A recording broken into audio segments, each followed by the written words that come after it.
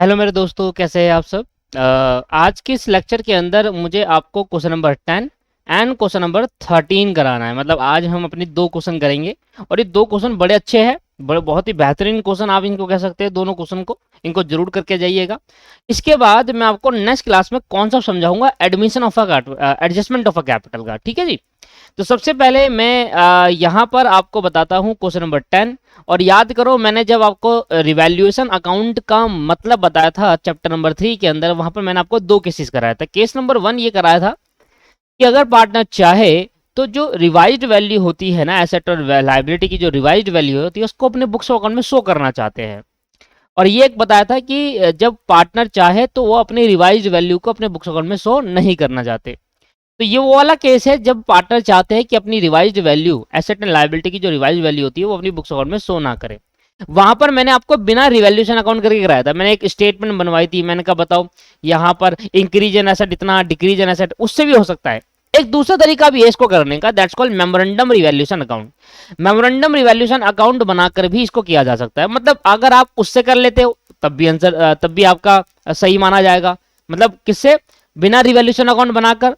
और अगर आप रिवैल्यूएशन अकाउंट बनाते रहे पर उसको आगे लगाओगे मेमोरेंडम। मेमोरेंडम वर्ड का मतलब है कि हम जो रिवैल्यूएशन अकाउंट बना रहे हैं इसका इफेक्ट हम अपनी बुक्स अकाउंट में चेंज नहीं करना चाहते, तो रिवर्सल करना पड़ता है इस केस के अंदर। तो देखते हैं, जैसे मैंने वो तो सिखाया आपको कि जब भी रिवैल्यूएशन अकाउंट, जब भी रिवाइज्ड वैल्यू चेंज नहीं करनी होती, रिवाइज्ड वैल्यू को बुक्स अकाउंट में अप्लाई नहीं करना होता, तो उस केस के अंदर अल्टर नहीं करनी होती, तो उस केस के अंदर हमें बिना रिवैल्यूएशन अकाउंट बनाए उसको दिखाना होता है। तो हम कहते थे उसमें increase in asset, increase in liability, है ना, ऐसे करके। सामने देखिए दोस्तों, मैंने आपको कराया था, देखो सामने मैंने दिखा रहा हूँ कि when revised value of asset and liability are not to be recorded, any profit or gain or on revaluation, any profit gain or loss on revaluation of asset and reassessment of liability adjust through the partner capital account by passing a adjustment entry। जब इसे मैंने क्या करवाया था आपसे, मैंने कहा था देखो स्टेप नंबर 1 पे जाना, और स्टेप नंबर 1 पे आप क्या करना, पहले वो निकालना increase in asset, increase in liability, decrease in liability करके रिवैल्यूएशन प्रॉफिट निकालना। फिर उसमें जो जिससे लॉस होता है उसको माइनस करके क्या निकालना, प्रॉफिट निकालना। प्रॉफिट निकालने के बाद revaluation, net profit net loss निकालने के बाद उसके बाद सैक्रिफाइसिंग रेशियो निकालना, और इस प्रॉफिट और लॉस को उस सैक्रिफाइसिंग रेशियो में डिस्ट्रीब्यूट कर देना है। किसी पार्टनर को गेन होगा, किसी को कम सैक्रिफाइस होगा, और जिसको गेन होगा वो कंपनसेट कर देगा, जिसको सैक्रिफाइस होगा उसको मिल जाएगा। बस इस तरीके से कहा था फिर। बट दोस्तों ये क्या होता है, कभी कभी हम जो रिवाइज्ड वैल्यू, जो इफेक्ट दिखाना होता है रिवैल्यूएशन का, वो इस तरीके से भी दिखा सकते हैं, और एक मेमोरेंडम रिवैल्यूएशन अकाउंट बना सकते हैं। अब ये मेमोरेंडम वर्ड का मतलब क्या है? ऐसा रिवैल्यूएशन अकाउंट जो एसेट की वैल्यू का चेंजमेंट और लायबिलिटी की वैल्यू का चेंजमेंट दिखाए, बट बाद में उसको रिवर्सल कर दे, उसका इफेक्ट भी खत्म कर दे। जैसे कि क्या सर? जैसे कि एग्जांपल यही है, यहां पर आपसे कह रहा है, देखो मेमोरेंडम आप अकाउंट तभी बनाना, मेमोरेंडम रिवैल्यूएशन अकाउंट अब तभी बनाइएगा जब क्वेश्चन आपको साफ साफ क्लियरली बताए, जो कि क्वेश्चन नंबर 10 में बताया गया है। अगर आपको क्वेश्चन क्लियरली नहीं बताता तो आप इससे भी कर सकते हैं और मेमोरेंडम रिवैल्यूएशन से भी कर सकते हैं, फिर वो आपके ऊपर है। ठीक है, अगर क्वेश्चन क्लियरली बता रहा है इससे करो या मेमोरेंडम से करो, तो उसी से करना जैसे क्वेश्चन बता रहा है। अगर क्वेश्चन नहीं बता रहा तो फिर आपके पास ऑप्शन है कि आप इसको वाले स्टेप्स को ही फॉलो करते हो, यार इससे भी कर सकते हो और मेमोरेंडम बनाकर भी कर सकते हो। तो एक बार इस वीडियो लेक्चर के अंदर, इस क्लास के अंदर हम क्वेश्चन नंबर इलस्ट्रेशन नंबर 10 में ये तो सीख लिया था हमने इसको कैसे करेंगे। एक बार मेमोरेंडम का भी कॉन्सेप्ट सीखते हैं कि दोनों समझ में आ जाए। ठीक है जी, चलो। तो Baisakhi and Sarbani are partner sharing profit losses in the ratio of their capital. Balance sheet आपको दे रखी है, क्रेडिटर आपको दे रखे है, जर्नलिज्म आपको दे रखा है, दोनों की कैपिटल दे रखी है बी और एस की। फ्री होल्ड प्रीमाइसिस दे रखा है, मशीनरी दे रखी है, इक्विपमेंट दे, फर्नीचर दे रखा है, इक्विपमेंट दे रखा है, स्टॉक दे रखा है, बी आर, डेटर, कैश और बैंक दे रखा है। ठीक है सर। इसके बाद इसके बाद देखो, on 1 April 2013 they admitted Poushali on the condition. यार ये क्या क्या नाम दे देते हैं उल्टे सीधे।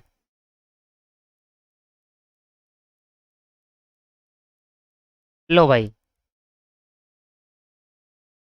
ठीक है, मतलब मैंने सुने नहीं ऐसे नाम कभी, है ना, तो इसलिए अलग लग रहे हैं मुझे। हो सकता है साउथ वाउथ में होते हो, ऐसे ऐसे नाम होते हैं शायद, है ना। चलो, पौसाली, पौसाली शुड ब्रिंग, जो पी लेकर आ रहा है 10,000 पे एज अ कैपिटल और 3500 रुपये as a goodwill she will get 1/4 of his share. ठीक है सर। तो जो नया पार्टनर है पोसाली पी, वो 10,000 पे कैपिटल का लेकर आ रही है और गुडविल के वो 3500 रुपये करेगी अपनी शेयर ऑफ गुडविल है, तो ये इसकी शेयर ऑफ गुडविल है। अब ये रिवैल्यूएशन का इफेक्ट दे रखा है, कहता है प्रोविजन बनाना है 2% on raise against debtor, debtor पे 2% का प्रोविजन बनाओ, स्टॉक को 5% से रिड्यूस कर दो। एक होता है बाय, एक होता है टू, इन दोनों में फर्क बताता हूँ अभी। फ्री होल्ड प्रीमाइसिस रिवैल्यूड होगी 12,650 से, मशीनरी 2800 की हो गई, फर्नीचर 1540 का हो गया और ऑफिस इक्विपमेंट इतने का हो गया। ठीक है, ये तो आपके रिवैल्यूएशन अकाउंट का दे रखा है। कहता है partner agree that the value of asset and liability should be remain unaltered, मतलब वो रिवाइज वैल्यू को शो नहीं करना चाहते। अनअल्टर का मतलब जो अल्टर हो रही है ना वैल्यू, जो चेंज हो रही है उसको अनअल्टर रखना चाहते हैं, उसको चेंज नहीं दिखाना चाहते बुक्स ऑफ अकाउंट में। So the necessary account and prepare the opening balance sheet of the new firm. Point to be noted, ये point note करना है। The partner have decided not to alter the books value of an asset and liability. ठीक है sir.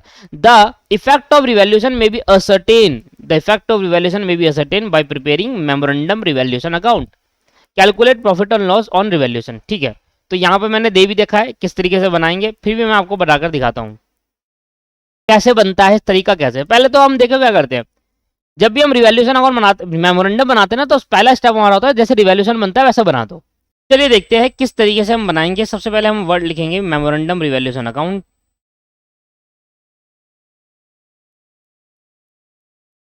Memorandum revaluation account. अच्छा, तो जैसे आप revaluation account बनाते हैं ना दोस्तों, अभी तो वैसे ही बना दीजिए। ठीक है, उसके बाद बताऊँ ये मेमोरेंडम में डिफरेंट क्या है उससे, मतलब क्या अलग होगा इसमें रिवैल्यूएशन का, क्योंकि हमें क्या करना है, हमें रिवैल्यूएशन का इफेक्ट तो देखना ही है, रिवैल्यूएशन का इफेक्ट बताना है, पर उसको रिकॉर्ड नहीं करना। तो रिवैल्यूएशन का इफेक्ट बनाने के लिए हमें क्या करना पड़ेगा, रिवैल्यूएशन अकाउंट बनाना पड़ेगा।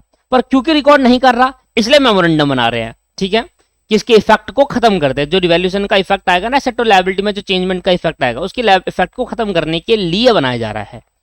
नहीं तो आप उस तरीके से भी कर सकते हैं, क्योंकि क्वेश्चन में बोला है साफ साफ करने को, इसलिए रिवैल्यूएशन अकाउंट बना रहे हैं। अदरवाइज जो मैंने आपको तरीका बताया था उस तरीके से भी करोगे तो 100% आंसर सेम आएगा, एक पॉइंट का डिफरेंस भी नहीं आएगा। चलो सर, अमाउंट पर क्योंकि भाई बोल सकता है तो इसलिए मेमोरेंडम और सीख लेंगे तो कोई प्रॉब्लम थोड़ी ना है ना भाई। पर्टिकुलर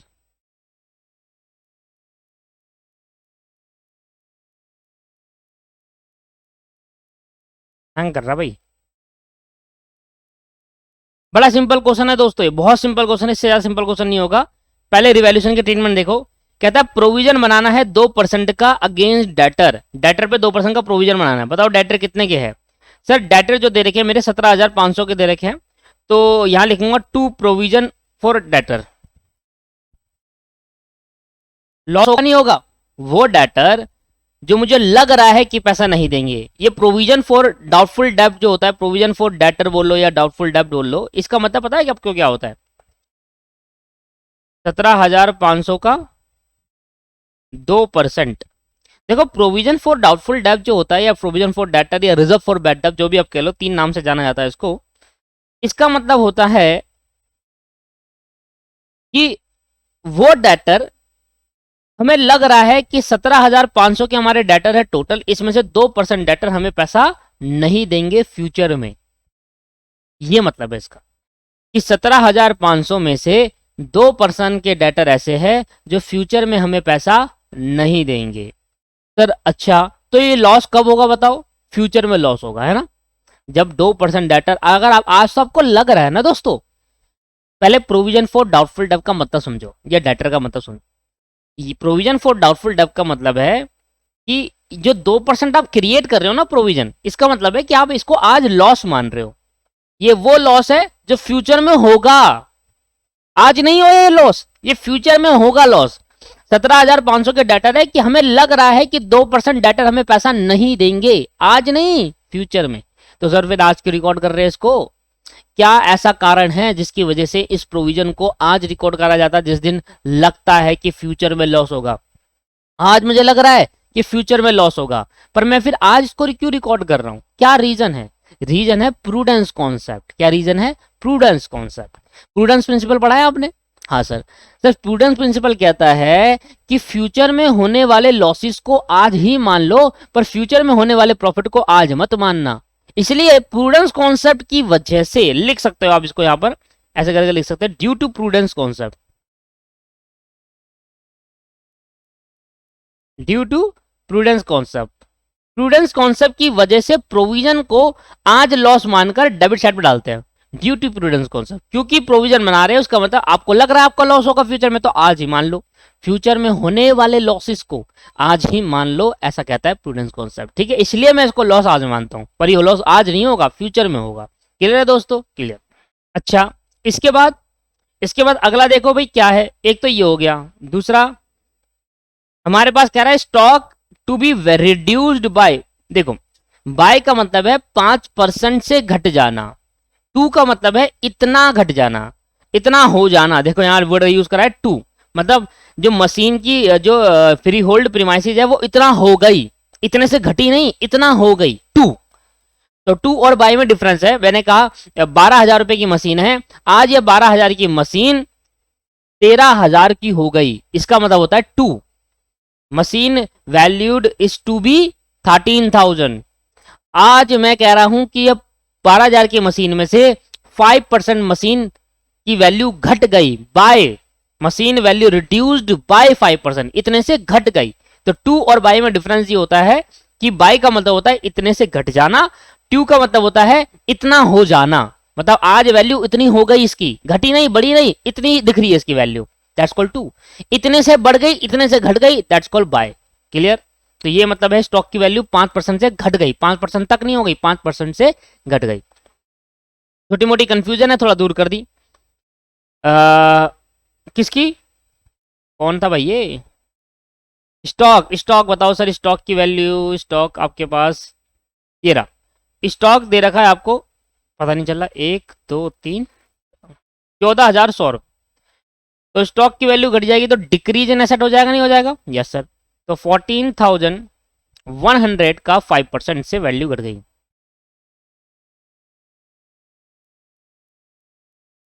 14,100 का 5%, तो 14,100 का 5%, दैट्स कॉल्ड 705 रुपए। मतलब इतनी वैल्यू मेरी घट गई और इस वैल्यू से घटने से मेरा लॉस हो गया। आगे बढ़ते हैं सर, जल्दी से करते हैं। आगे आपको क्या कह रहा है, क्या फ्री होल्ड प्रीमाइसी 12,650 हो गया, पहले कितना था? पहले फ्री होल्ड प्रीमाइसी 10,000 था, 10 से कितना हो गया 12,650, तो 2,650 का क्या हो गया फायदा, तो यहाँ लिख देंगे by free hold premises. Free hold premises क्या होता है इसका मतलब? इसका मतलब ये ऐसी प्रीमाइसिस का मतलब होता है ऐसी जगह जिस जगह पे हमारा पूरा बिजनेस बसा हुआ है और वो फ्री होल्ड है, मतलब वो कोई रेंट वेंट पे नहीं दे रखा, वो फ्री होल्ड है। और कितना हो गया जी? 2,650। समझ में आया ना कैसा आया? सर ऐसा आया, 12,650 के आपके पास हो गई थी वैल्यू और 10,000 की वैल्यू पहले थी, तो 2,650 की वैल्यू हो गई। ठीक है, इसके बाद क्या है? इसके बाद कह रहा है कि मशीन की वैल्यू 2,800 हो गई, फर्नीचर की वैल्यू 1,540 हो गई। सर मशीन की वैल्यू 2,800 हो गई, मशीन की वैल्यू 3,500 थी, अब 2,800 हो गई, तो मशीन घट गई 700 से। तो to machine decrease in value of asset, तो मशीन घट गई 700 से, लिख लेना सर यहाँ पर। और फर्नीचर की वैल्यू भी घट गई, फर्नीचर की वैल्यू है 1,750, अब होगी 1,540। 1,540, 1,750 माइनस 1,540, दैट्स कॉल्ड 210। तो फर्नीचर की वैल्यू 210 से गिर गई। इसके बाद ऑफिस इक्विपमेंट हो गया, एट मतलब इतनी वैल्यू शो हो रही है 495 की, और पहले कितना था ऑफिस इक्विपमेंट? 550 का, ये भी घट गया भाई। ऑफिस इक्विपमेंट पहले 550 का था, अब 495 का शो हो रहा है, तो मतलब 55 से इसकी वैल्यू भी घट गई। तो to office equipment, to office equipment. अच्छा एक चीज पता है आपको, अगर मैं सेक्रीफाइसिंग रेशियो निकालना चाहूं, तो अगर मैं सेक्रीफाइसिंग रेशियो मुझे कुछ बांटना है तो दो तरीके से मैं बांट सकता हूँ। एक तो मैं सेक्रीफाइसिंग रेशियो निकाल के किसी को पार्टनर को बांट सकता हूँ, जैसे कि मैंने कहा भाई एक पार्टनर गुडविल लेकर आ रहा है, तो जो नया पार्टनर गुडविल लेकर आ रहा है उसको सेक्रीफाइसिंग रेशियो में बांट दो। तो सैक्रिफाइसिंग रेशियो में बांटने का मतलब जो सैक्रिफाइसिंग पार्टनर उनको मिल जाएगा। एक दूसरा तरीका भी क्या होता है, ओल्ड में ले लो न्यू में बांट दो। ऐसे भी तो सिखाया था मैंने एक बार कि गुडविल को ओल्ड में ले लो, ओल्ड में क्रिएट करो, न्यू में बांट दो, ऑटोमेटिकली सैक्रिफाइसिंग में बढ़ जाता है वो, है ना। तो उस तरीके का कॉन्सेप्ट बनाएगा। सैक्रिफाइसिंग पार्टनर को बांटने में दो तरीके होते हैं, ओल्ड और न्यू का इस्तेमाल भी करते हैं, और सैक्रिफाइसिंग डायरेक्टली पहले रेशियो निकाल लेते हैं, सैक्रिफाइसिंग ओल्ड माइनस न्यू करके, फिर ऑटोमेटिकली इससे हो जाता है। तो बात बराबर ही होती है। देखो किस तरीके से बात करूंगा। पहले यहाँ पर आएगा 55, बस दोस्तों इतना ही है। और इसके बाद थोड़ा और लंबा जाएगा भी, तो ये बहुत पूरा एक पेज में आएगा आपके, है ना, ये पूरा एक पेज में आएगा आपके पास। यहाँ पर आप कर देंगे टोटल, ये आ जाएगा 2650, ये आ जाएगा 2650। अब 2650 में से माइनस करना, 2650 माइनस 55 माइनस 210 माइनस 700 माइनस 705 और माइनस 350, ये आ गया 630। तो जो 630 आया है वो क्या है, प्रॉफिट। तो वो प्रॉफिट किसको डिस्ट्रीब्यूट हो जाएगा, profit transfer to old partner को, profit transfer to old partner. भाई कौन कौन से ओल्ड पार्टनर, बी और एस, तो बी और एस। रेशियो क्या है भाई ओल्ड पार्टनर की,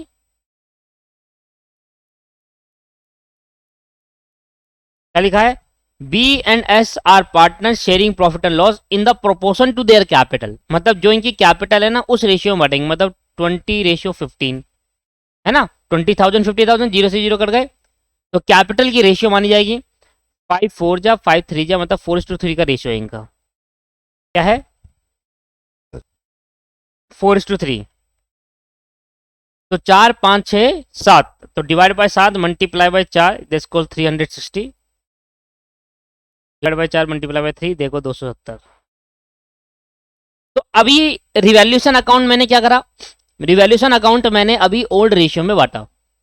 रिवैल्यूएशन अकाउंट क्या करा दोस्त, ओल्ड रेशियो में बांटा। अब तरीका क्या है, अब यहां से चालू होता है मेमोरेंडम।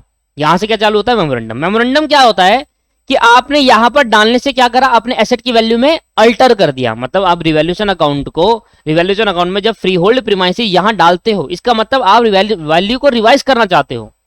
और अगर आप इधर डालते हो, इसका मतलब भी आप वैल्यू को रिवाइज करना चाहते हो। तो जैसे आप कोई भी ट्रांजेक्शन, कोई भी एसेट का चेंज या कोई भी लायबिलिटी का चेंज जब आप रिवैल्यूएशन अकाउंट में डालते हैं, इसका मतलब आप रिवैल्यूएशन अकाउंट में डालने का मतलब है कि आप वैल्यू को रिवाइज करना चाहते हो, बुक्स में भी शो करना चाहते हो।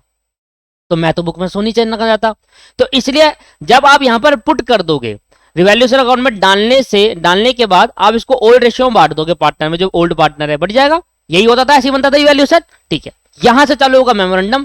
कहा जो आपने डाला ना, अब इसका इफेक्ट खत्म करना है। आपने 2650 का प्रॉफिट माना है, अब इसका इफेक्ट खत्म करना है, इसको मानेंगे लॉस और इसको ट्रांसफर कर देंगे और लिखेंगे बाय रिवर्सल आइटम। यही होता है रिवैल्यूएशन। मेमोरेंडम क्या करता है, मेमोरेंडम ये करता है कि जो आपने प्रॉफिट मानकर क्रेडिट साइड में भेजा, अब उसको डेबिट साइड में भेजकर उस प्रॉफिट का इफेक्ट खत्म करेंगे, क्योंकि हम वैल्यू को रिवाइज नहीं करना चाहते, हम डायरेक्ट निकालना चाहते हैं नेट प्रॉफिट नेट लॉस। ठीक है, तो यहां पर क्या करेंगे, यहां पर एक लाइन लिखेंगे, to reversal of item, to reversal of item balance BD. Balance BD मतलब ब्रॉट डाउन, मतलब ये जो अमाउंट है, ये जो दोस्तों अमाउंट है इधर सारा, इन सारा टोटल अमाउंट क्या हुआ, प्रॉफिट। इससे क्या हो गया, क्रेडिट हो गया। अब इसके प्रॉफिट के एलिमेंट को खत्म करेंगे, डेबिट साइड में भेजेंगे। 2650 इफेक्ट को खत्म करने के लिए, अगर आप कोई चीज क्रेडिट कर रहे हो उसका इफेक्ट खत्म करने के लिए डेबिट करते हैं। सेम प्रोसीजर यहां पर इन सबको जोड़ेंगे। जब इन सबको जोड़ेंगे तो 2020 आएगा, 2020 जोड़ो इन दोनों सबको। अब ये आपके डेबिट साइड में है, इसका इफेक्ट खत्म करने के लिए हमें क्या करना पड़ेगा, क्रेडिट करना पड़ेगा। तो बाय रिवर्सल, यही होता है मेमोरेंडम। मैं फर्क दिखाऊंगा उसमें और इसमें क्या फर्क है। Reversal of item, reversal of item BD, ये भी बीडी होगा और कितना आ जाएगा 2020। प्रॉफिट नहीं इंक्लूड होगा इसके अंदर, इसके अंदर वो इंक्लूड होगा जो वैल्यू रिवाइज वैल्यू करी है आपने। ठीक है, ये तो माइनस करने के बाद प्रॉफिट निकालना, ये नहीं आएगा, ये आएगा। इसका टोटल यहां आ जाएगा, इसका डेबिट का इफेक्ट खत्म करने क्रेडिट करना पड़ेगा, क्रेडिट का इफेक्ट खत्म करने के लिए डेबिट करना पड़ेगा। अब यहां से फिर दोबारा प्रॉफिट और लॉस निकालेंगे। जब यहां से प्रॉफिट और लॉस निकालेंगे ना 2650, ये डेबिट साइड ज्यादा है और वही डेबिट साइड ज्यादा है 2650, तो इसमें से इसको माइनस करेंगे तो कितना आएगा 650। अब ये जो 650 होगा ये 3 जनों में बढ़ जाएगा, इसको लॉस बोलेंगे। तो बाय लॉस, रिवर्सल का मतलब क्या होता है, प्रॉफिट का रिवर्सल क्या होगा, लॉस होगा ना। तो अगर यहाँ प्रॉफिट हो तो यहाँ लॉस होगा। बाय लॉस ट्रांसफर टू, किसमें, transfer to B S P, B S और पी। अब भाई नया पार्टनर की रेशियो क्या है भाई, सबसे आसान तरीका ना वही था जो मैंने आपको बताया था, ये मजा नहीं आता इसको करने में। 1/4, तो न्यू रेशियो फाइंड आउट करेंगे पहले तो, कैलकुलेटिंग न्यू रेशियो। बस क्योंकि ना आ जाए, क्योंकि आपसे पूछ लिया जाए, आपको पता होना चाहिए किस तरीके से बनाते हैं। सेम क्वेश्चन अगर आप उस तरीके से करोगे ना तब भी आंसर सेम आएगा। मैं अभी आपको प्रूफ करके दिखाता हूँ, फिर आपको लगेगा कि हाँ यार सेम आ रहा है, दोनों से आंसर सेम ही आते हैं। बट फर्क करना है, करने का प्रोसीजर अलग है। मैं आपको दिखाऊंगा इन्होंने क्या करा और उसमें क्या था। सेम प्रोसीजर है, बस थोड़ा सा इन्होंने अलग करा, उसने अलग करा है, आंसर सेम ही आएगा। देखो न्यू रेशियो निकालेंगे। लेट द, भाई पहले बताओ बी और एस की ओल्ड रेशियो क्या है, 4:3, कैपिटल रेशियो में इनका रेशियो है। Let the total share be 1, total share be 1 क्यों ले रहे हैं जी, आपको पता है कि जो आने पार्टनर है वो कितना सेक्रीफाइस कर रहे हैं, ये नहीं बता रखा। रिमेनिंग शेयर बताओ,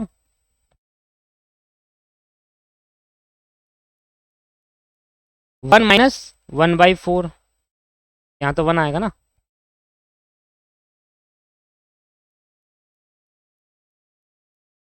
तो कितना बच जाएगा सर, ये बच जाएगा 3/4। अब ये 3/4 किसमें बांटेंगे, इसमें बांट देंगे, तो बी का शेयर आ जाएगा नया, तो बी शेयर आ जाएगा। तो 3/4 है टोटल रिमेनिंग शेयर, जिसमें से कौन ले जाएगा, 4/7 के रेशियो में ले जाएगा बी। और एस, एस का 3/4 में से एस कितना ले जाएगा, 3/7 के रेशियो से एस ले जाएगा। और जो हमारा पी है उसके शेयर को भी, पी का शेयर है 1/4, इसको भी 7 से मल्टीप्लाई, 7 से डिवाइड कर देंगे। तो देखो 7 4 जा 28, 4 तिया 12, 5 चौक 28, 3 तिया 9, 7 चौक 28 और 7 एकम 7, बन गई रेशियो। तो B ratio S ratio P कितनी बच गई सर, 12:9:7। अब क्या होगा कि जब मेमोरेंडम बनाते हैं ना दोस्तों, और हम ये निकालना चाहते हैं कि कौन कितना सैक्रिफाइस कर रहा है, आप ये सोचो कि अगर मैं रिकॉन्स्टिट्यूशन से पहले एसेट की वैल्यू को चेंजमेंट दिखाता तो मैं ओल्ड रेशियो में बांटता, और अगर मैं एसेट और लायबिलिटी की रिवाइज वैल्यू चेंज नहीं दिखा रहा तो इसका मतलब मैं रिवैल्यूएशन अकाउंट में नेट प्रॉफिट नहीं बांट रहा। तो जब आगे बांटूंगा तो न्यू रेशियो बांटूंगा। तो न्यू रेशियो बांटने से क्या होगा, अगर मैं ओल्ड रेशियो में बांट देता रिकॉन्स्टिट्यूशन के टाइम पर, उससे पहले अगर मैं रिवैल्यूएशन की एसेट और लायबिलिटी में होने वाला प्रॉफिट और लॉस बांट देता तो बी और एस के सेम ही आता। क्योंकि नहीं बांट रहा, क्योंकि मैं रिवाइज वैल्यू शो नहीं करना चाहता, मैं उसी वैल्यू पे शो करना चाहता हूं, तो जो नेट प्रॉफिट और नेट लॉस होगा उसको मैं नहीं बांटूंगा, है ना। जब आप ये फाइंड करोगे कि कितना प्रॉफिट हुआ कितना लॉस हुआ तभी तो नेट प्रॉफिट नेट लॉस निकलेगा। एसेट की वैल्यू 10,000 रुपए है, आज की वैल्यू आज 12 हो गई, अगर आप 10 पे शो करोगे तो प्रॉफिट लॉस कैसे निकालोगे, पहले भी 10 पे था अब भी 10 पे था। पर अगर आप कह रहे हो कि 10,000 की वैल्यू को अब मैं 12,000 दिखाऊंगा तब प्रॉफिट को निकालोगे ना, तो अगर आप रिवाइज वैल्यू निकाल रहे हो तब तो उसमें नेट प्रॉफिट निकलेगा, और वो आप ओल्ड रेशियो में बांटते, जब ओल्ड रेशियो में बांटते तो बी और एस को मिलता, ठीक। और अगर आप रिवाइज वैल्यू नहीं निकाल रहे तो मतलब आपको कोई प्रॉफिट लॉस नहीं हुआ, और जब आगे जाकर कभी रिवाइज वैल्यू निकालोगे तो उसमें जो प्रॉफिट और लॉस होगा वो ए बी एस पी नए पार्टनर में बढ़ जाएगा। इससे क्या होगा, कुछ पार्टनर फायदा होगा किसी पार्टनर को सैक्रिफाइस कर जाएगा। तो इसलिए मैं इसको न्यू रेशियो बांट रहा हूं कि ये रिवर्सल करने का मतलब क्या हुआ कि भाई जो आगे मैं अगर फ्यूचर में रिकंस्ट्रक्शन के बाद कभी भी अगर मैं रिवाइज करता हूं वैल्यू तो मैं इसको बांट दूंगा, जो ये प्रॉफिट आएगा मेरा लॉस आएगा उसको बांट दूंगा, डिस्ट्रीब्यूट कर दूंगा न्यू रेशियो में। अब 650 का लॉस किसको डिस्ट्रीब्यूट करूंगा, न्यू रेशियो में। देखना आप फायदा क्या होगा, फर्क क्या पड़ेगा, 650 डिवाइड बाई 12/9/7 है ना, 12/9/7, तो 12 + 9 + 7 ये आ गया 28, तो 650 divide by 28, 650 divide by 28 multiply by 12, ये आ गया आपके पास 200। एक मिनट यहाँ पर ना कुछ मिस्टेक है, 650 नहीं आएगा, ये यहाँ पर 630 आएगा। ये देखो ये 630 है ना दोस्तों, या 650 कर दिया, 630 आएगा। इसमें से जब माइनस करोगे 630 आएगा। हम करते हैं 630 डिवाइड बाई 28 मल्टीप्लाई बाय 12, क्या आ जाएगा 270 डिवाइड बाय 12 मल्टीप्लाई बाय 9, यह आ जाएगा 202.5। 203 कर देते हैं इसको, 202.5 आ रहा है तो 203 कर दिया। इसको डिवाइड करेंगे 9 से, मल्टीप्लाई बाय 7, 157। इन सबका टोटल ये आना चाहिए, ठीक है ना, करके देख लेना। 157 प्लस 203 प्लस 270, ठीक है सर, यही यार। चलो अब क्या हुआ, अब आपको फर्क पड़ेगा कि देखो जब मैं इसको ट्रांसफर करूंगा ना, पार्टनर कैपिटल अकाउंट बनाता हूं, देखो पार्टनर कैपिटल अकाउंट, पहले समझो रिवैल्यूएशन अकाउंट, मेमोरेंडम रिवैल्यूएशन समझ में आया आपको? हाँ जी सर। पहले क्या करेंगे, सेम रिवैल्यूएशन जैसा करेंगे, प्रॉफिट को ओल्ड रेशियो में बांटेंगे, फिर रिवर्सल कर देंगे आइटम का, और जो लॉस होगा उसको क्या कर देंगे, न्यू रेशियो में डिस्ट्रीब्यूट करेंगे। ऐसा करने से क्या होगा, ऐसा करने से न्यू रेशियो में जब मैं ओल्ड लॉस को बांटूंगा न्यू रेशियो में, तो पार्टनर कैपिटल रिड्यूस हो जाएगी, और जब इनको ओल्ड रेशियो में दूंगा तो जो उसका नेट इफेक्ट आएगा ऑटोमेटिकली सैक्रिफाइसिंग में बढ़ जाएगा, ऑटोमेटिकली सैक्रिफाइसिंग में बढ़ जाएगा दोस्तों। पार्टनर अकाउंट कितना पार्टनर है भाई, मेरे पास 3 पार्टनर है, 1 2 और 3, 1 2 और 3। तो बी है, एस है, पी है, बी एस पी। सबसे पहले क्या करेंगे, सबसे पहले बाय बैलेंस बीडी, बी और एस की मुझे दे रखी है बैलेंस बीडी। बी कितना है जी, बी का 20,000 है और एस का 15,000, तो ये आएगा 20,000, ये आएगा 15,000। ये तो नया लेकर आ रहा है कैपिटल, बाय बैंक अकाउंट करके पैसा ले आया है, तो कितना लेकर आया है, जो नया पार्टनर है पोशाली, वो 10,000 रुपये लेकर आ रही है एज अ कैपिटल। अब ये प्रीमियम फॉर गुडविल लेकर आ रही है, जब प्रीमियम फॉर गुडविल लेकर आएगा तो सैक्रिफाइसिंग रेशियो निकालना पड़ेगा, और जब आपको ना बताया जाए तो ओल्ड ही सैक्रिफाइस बन जाता है, नहीं तो आप इससे भी निकाल सकते हो। ये आपके पास न्यू है, वो आपके पास ओल्ड दे रखा है, जब ओल्ड में से न्यू माइनस करोगे यही आएगा सैक्रिफाइसिंग 4:3, करके देख लो आप, ठीक है। तो बांट दे प्रीमियम फॉर गुडविल को, एंट्री आती है ना आपको, bank account debit to new partner capital account to premium for goodwill to sacrificing partner. तो ये किसको बढ़ जाएगा, प्रीमियम फॉर गुडविल बढ़ जाएगा पार्टनर बी एंड एस को, प्रीमियम फॉर गुडविल बी और एस किस रेशियो में, 4:3 की रेशियो में, यही सैक्रिफाइस है। जब आपको ये ना बताया जाए कि कौन कितना सैक्रिफाइस कर रहा है तो ओल्ड ही सैक्रिफाइस बन जाती है। तो जो हमारा जो 3500 लेकर आ रहा है goodwill, 3500 divide by 7 multiply by 4, यह आ जाएगा 2,000 रुपये, डिवाइड बाई 4 मल्टीप्लाई बाई 3, ये आ जाएगा 1,500 रुपये। तो 3500 की गुडविल इस तरीके से बी और एस ने सैक्रिफाइस करा, इनको मिल जाएगा। अब हम रिवैल्यूएशन का ट्रीटमेंट करेंगे, देखना क्या ट्रीटमेंट होगा। ये जो प्रॉफिट है ये तो पार्टनर कैपिटल अकाउंट के क्रेडिट साइड में जाएगा, और ये लॉस है ये पार्टनर कैपिटल अकाउंट के डेबिट साइड में जाएगा, और लिखेंगे बाय मेमोरेंडम रिवैल्यूएशन अकाउंट। देखो क्या लिखेंगे, बाय मेमोरेंडम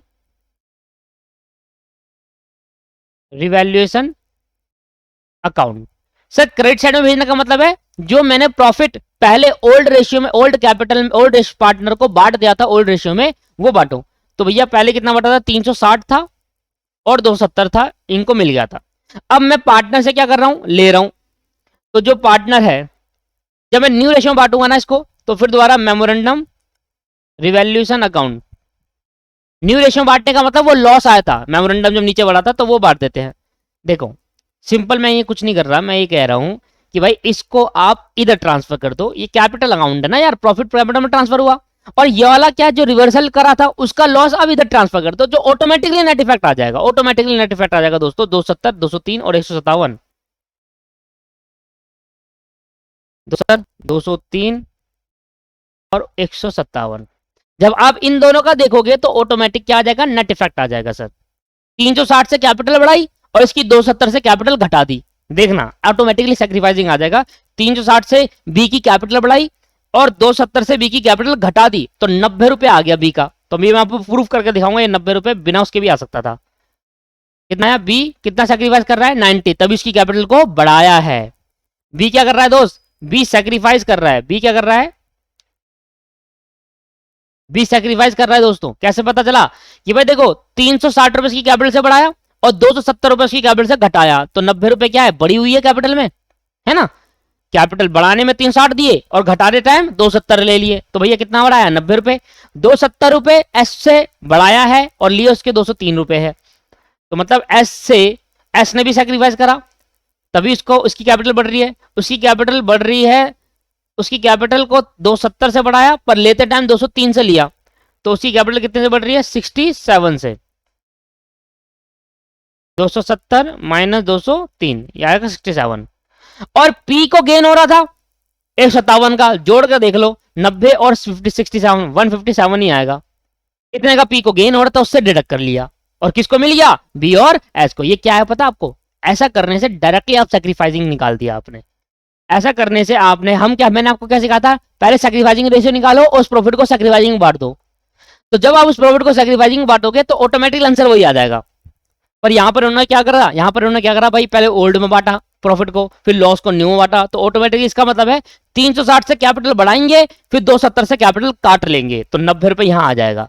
270 से कैपिटल बढ़ा देंगे 203 से काट लेंगे तो 67 ही आ जाएगा। तो इन दोनों को 90, इसको 90 का प्रॉफिट दिया कैपिटल, इसको 67 की कैपिटल बढ़ाई इसकी और 157 की इसने घटा दी क्योंकि इसको गेन हो रहा था उस टाइम पे। ये आया सैक्रिफाइसिंग, ऐसा करने से सैक्रिफाइसिंग आया, समझ में आया।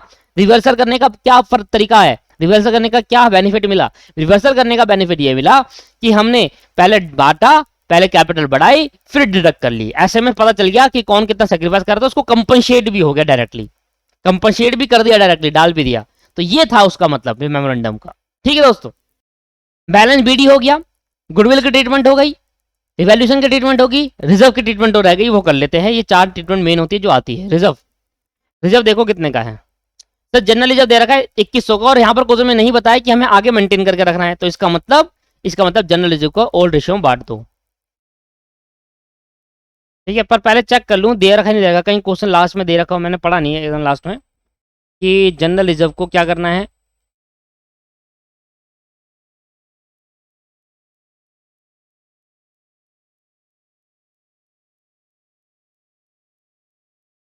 नहीं दे रखा दोस्तों, नहीं दे रखा, जनरल रिजर्व को आप बांट दो और नीचे नोट ले देना, question is silent about the general reserve then we have to distribute its old ratio. तो हमने इसको क्या कर दिया, डिस्ट्रीब्यूट कर दिया अपनी ओल्ड रेशियो में। क्वेश्चन साइलेंट होने की वजह से जनरल रिजर्व को हमने डिस्ट्रीब्यूट कर दिया old ratio at the time of reconstitution of the partnership. ये नीचे नोट दे देना, ठीक है, मैं लिख दे दूंगा अभी। तो जनरल रिजर्व जब बांटेंगे तो पार्टनर कैपिटल अकाउंट बढ़ जाएगा सर, पार्टनर कैपिटल अकाउंट बढ़ जाएगा, तो बाय जनरल रिजर्व किस में बांटते हैं पता है आपको, ओल्ड रेशियो में। तो 2100 रुपए का जनरल रिजर्व है, ओल्ड रेशियो है 7, तो 2100 डिवाइडेड बाय 7 मल्टीप्लाई बाय 4 तो 1200 आ जाएगा, डिवाइड बाय 4 मल्टीप्लाई बाय 3 900 आ जाएगा। तो जनरल रिजर्व ओल्ड रेशियो में डिस्ट्रीब्यूट कर देंगे। क्वेश्चन इज साइलेंट, नोट दे देना नीचे, नोट जरूर दे देना क्योंकि कभी कभी क्या कहता है मेंटेन करना है, कभी कभी अभी इस क्वेश्चन में बोला नहीं। तो क्वेश्चन इज साइलेंट अबाउट,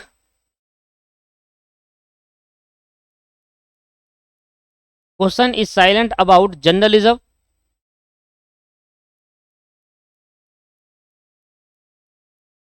तो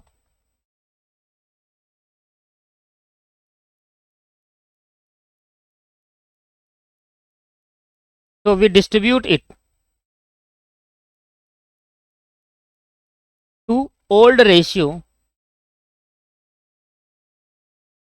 to the old partner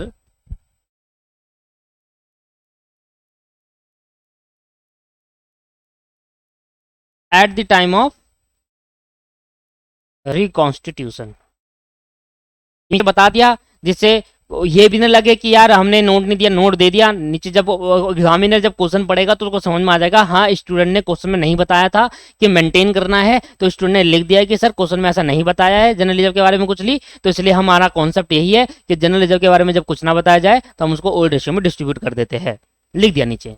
तो लिखने से ये होता है कि शांति मिल जाएगी भाई, एग्जामिनर कुछ भी नहीं काट सकता, अब काट नहीं पाएगा एग्जामिनर, इस जनरल रिजर्व को नहीं काट पाएगा, ये तो गारंटी है क्योंकि भाई नीचे नोट दे दिया ना हमने, जो भी हमने एजम्पशन मानी है उस एजम्पशन के लिए हमने इसको क्या कर दिया, नोट दे दिया। तो जब भी आप किसी एजम्पशन के लिए नोट दे देते हो, अगर नहीं देते हो तो फिर एग्जामिनर अपनी एजम्पशन लगाएगा और जब अपनी एजम्पशन लगाएगा तो वो तुम्हारे से डिफर कर गई तो गया। तुम्हारा काट देगा वो नंबर। तो यही छोटी छोटी गलतियां करने की वजह से आपका नंबर कट जाते हैं, भले ही सारा क्वेश्चन सही होता है। अब अगर आप ये नोट नहीं दोगे तो गड़बड़ हो जाएगी, ठीक है। तो अब क्या करेंगे सर, टोटल कर लेते हैं। तो 20,000 प्लस 2,000 प्लस 360 प्लस 1,200, यह देगा 23,560। 15,000 1,500 270 900, यह आ जाएगा 17,670 और ये 10,000। दोस्तों ऐसा हो सकता है कि स्टडी मटेरियल बुक वगैरह में अलग एजम्पशन मानी हो और मैंने एजम्पशन मानी डिफर कर सकती है, हो सकता है एक भी हो, तो उसको आप ध्यान दे लीजिएगा, उससे कोई फर्क पड़ने वाला नहीं है। अगर मैं ये मान के चलता हूं कि मेंटेन करना है तो फर्क पड़ जाएगा, तो कैपिटल अकाउंट में फर्क आएगा, पर बैलेंस शीट हमेशा टोटल करेगी। बैलेंस शीट देखना, एंड बैलेंस शीट हमेशा टोटल करेगी, ठीक है। तो टू बैलेंस शीट। तो अगर मान लेते हैं कि मैंने जनरल रिजर्व को डिस्ट्रीब्यूट कर दिया और बुक के सोल्यूशन के अंदर जनरल रिजर्व को मेंटेन करके रखा है, तो फिर डिफर आ जाएगा, पर बैलेंस शीट 100% मैच कर जाएगी।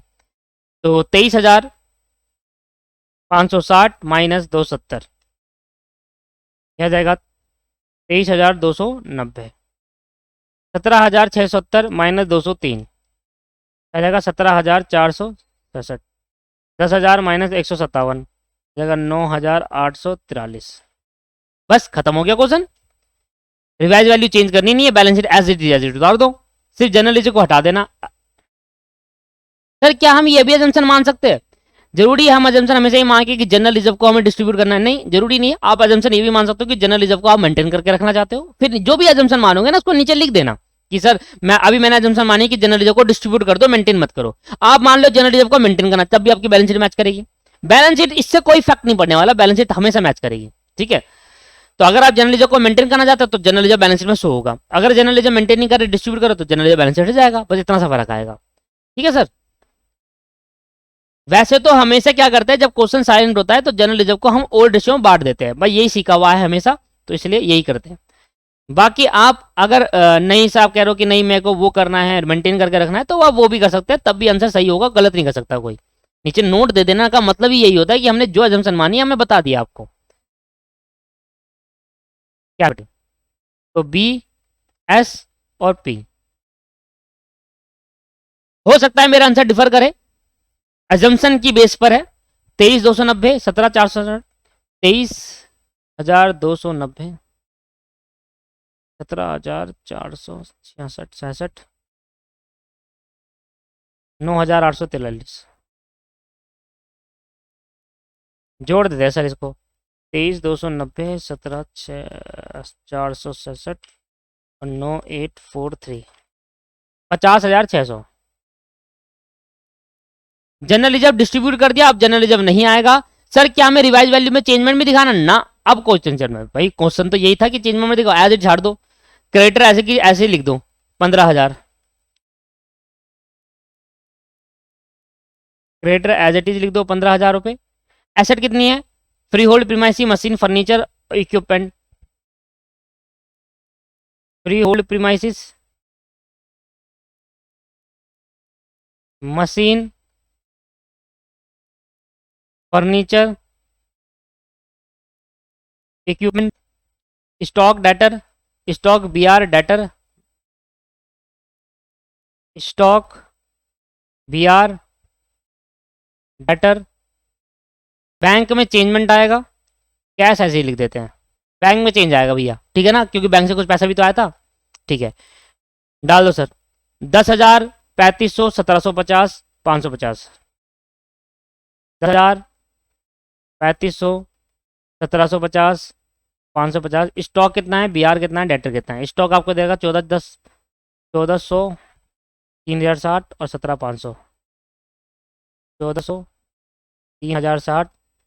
और दोस्तों इसमें रिवाइज वैल्यू मत कर देना, क्वेश्चन क्या है बताया था, अल्टर नहीं करनी, एज इट इज तो 50 रुपए ये। अब बैंक में देखना, तो बैंक में फर्क पड़ेगा क्योंकि बैंक में पैसा आया है। 1,590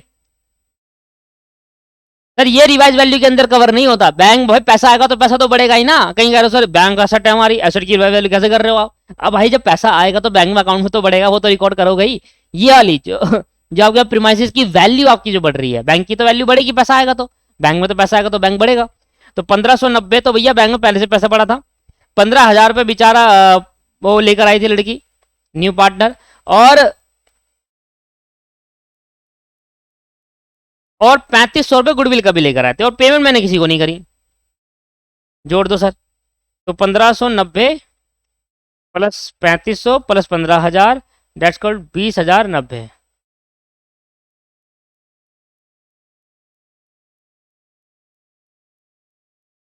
बीस हजार नब्बे प्लस 50 प्लस 1750, 3060, 1400, 5500, नहीं 550, 1750, 3500 और 10,000 आएगा 54,850।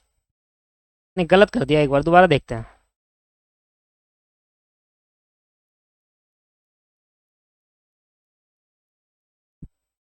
एक मिनट रुकना। कितने कैपिटल लेकर आया था वो? 10,000 लेकर आया था। अरे यार, 15 कर दिया 10 की जगह।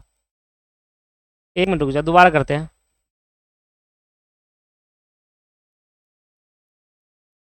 1590 प्लस 10,000 और प्लस 3500, यह आ जाएगा 15,090। टोटल करते हैं।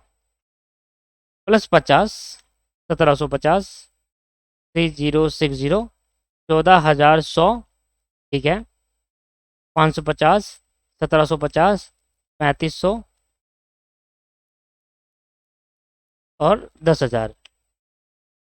यहाँ आपके पास आ रहा है, हाँ ये 17,500 है। गड़बड़ क्यों हो रही है इतनी? प्लस 17,500 प्लस 50 प्लस 15,090, ये आ गया 65,600। अब चेक कर लो, मैंने देख लिया गलती में बराबर नहीं आ रहा था ना, मतलब वो छोटा कम आ रहा था, मतलब इस 50,000 से भी कम आ रहा था टोटल। मतलब गलती है कि यहाँ मैंने 17,500 नहीं लिखा, यहाँ थोड़ी मिस्टेक कर दी थी। चलो, तो अब देख लो एक बार, चेक कर लो प्रॉपरली। अब ठीक है बिल्कुल, 65,60 आ रहा है, इसको भी जोड़ लेते हैं। अरे इसको भी 65,600 ही आया। पता कैसे चला गलती है? सर पता इसलिए चला कि जो मैं इसका टोटल कर रहा था वो 50,000 से भी, कैपिटल से भी कम आ रहा था। ऐसा तो ना होता है, बैलेंस शीट में एसेट और लायबिलिटी बराबर आती है। तो मैंने देखा यहाँ पर कहीं ना कहीं गलती करी है मैंने। 17,500 था, डेटर 1750 लिख रखा था, वहां गलती हो गई। ठीक है, चलो, तो ये आपके पास बैलेंस शीट मैच कर गई दोस्तों। पता आपके पास होमवर्क क्या है? यही क्वेश्चन आपको करके लाना है, बट फर्क इतना रहेगा कि वहां पर आपको बिना मेमोरेंडम रिवैल्यूएशन अकाउंट के बनाना, जैसे मैंने आपको सिखाया था।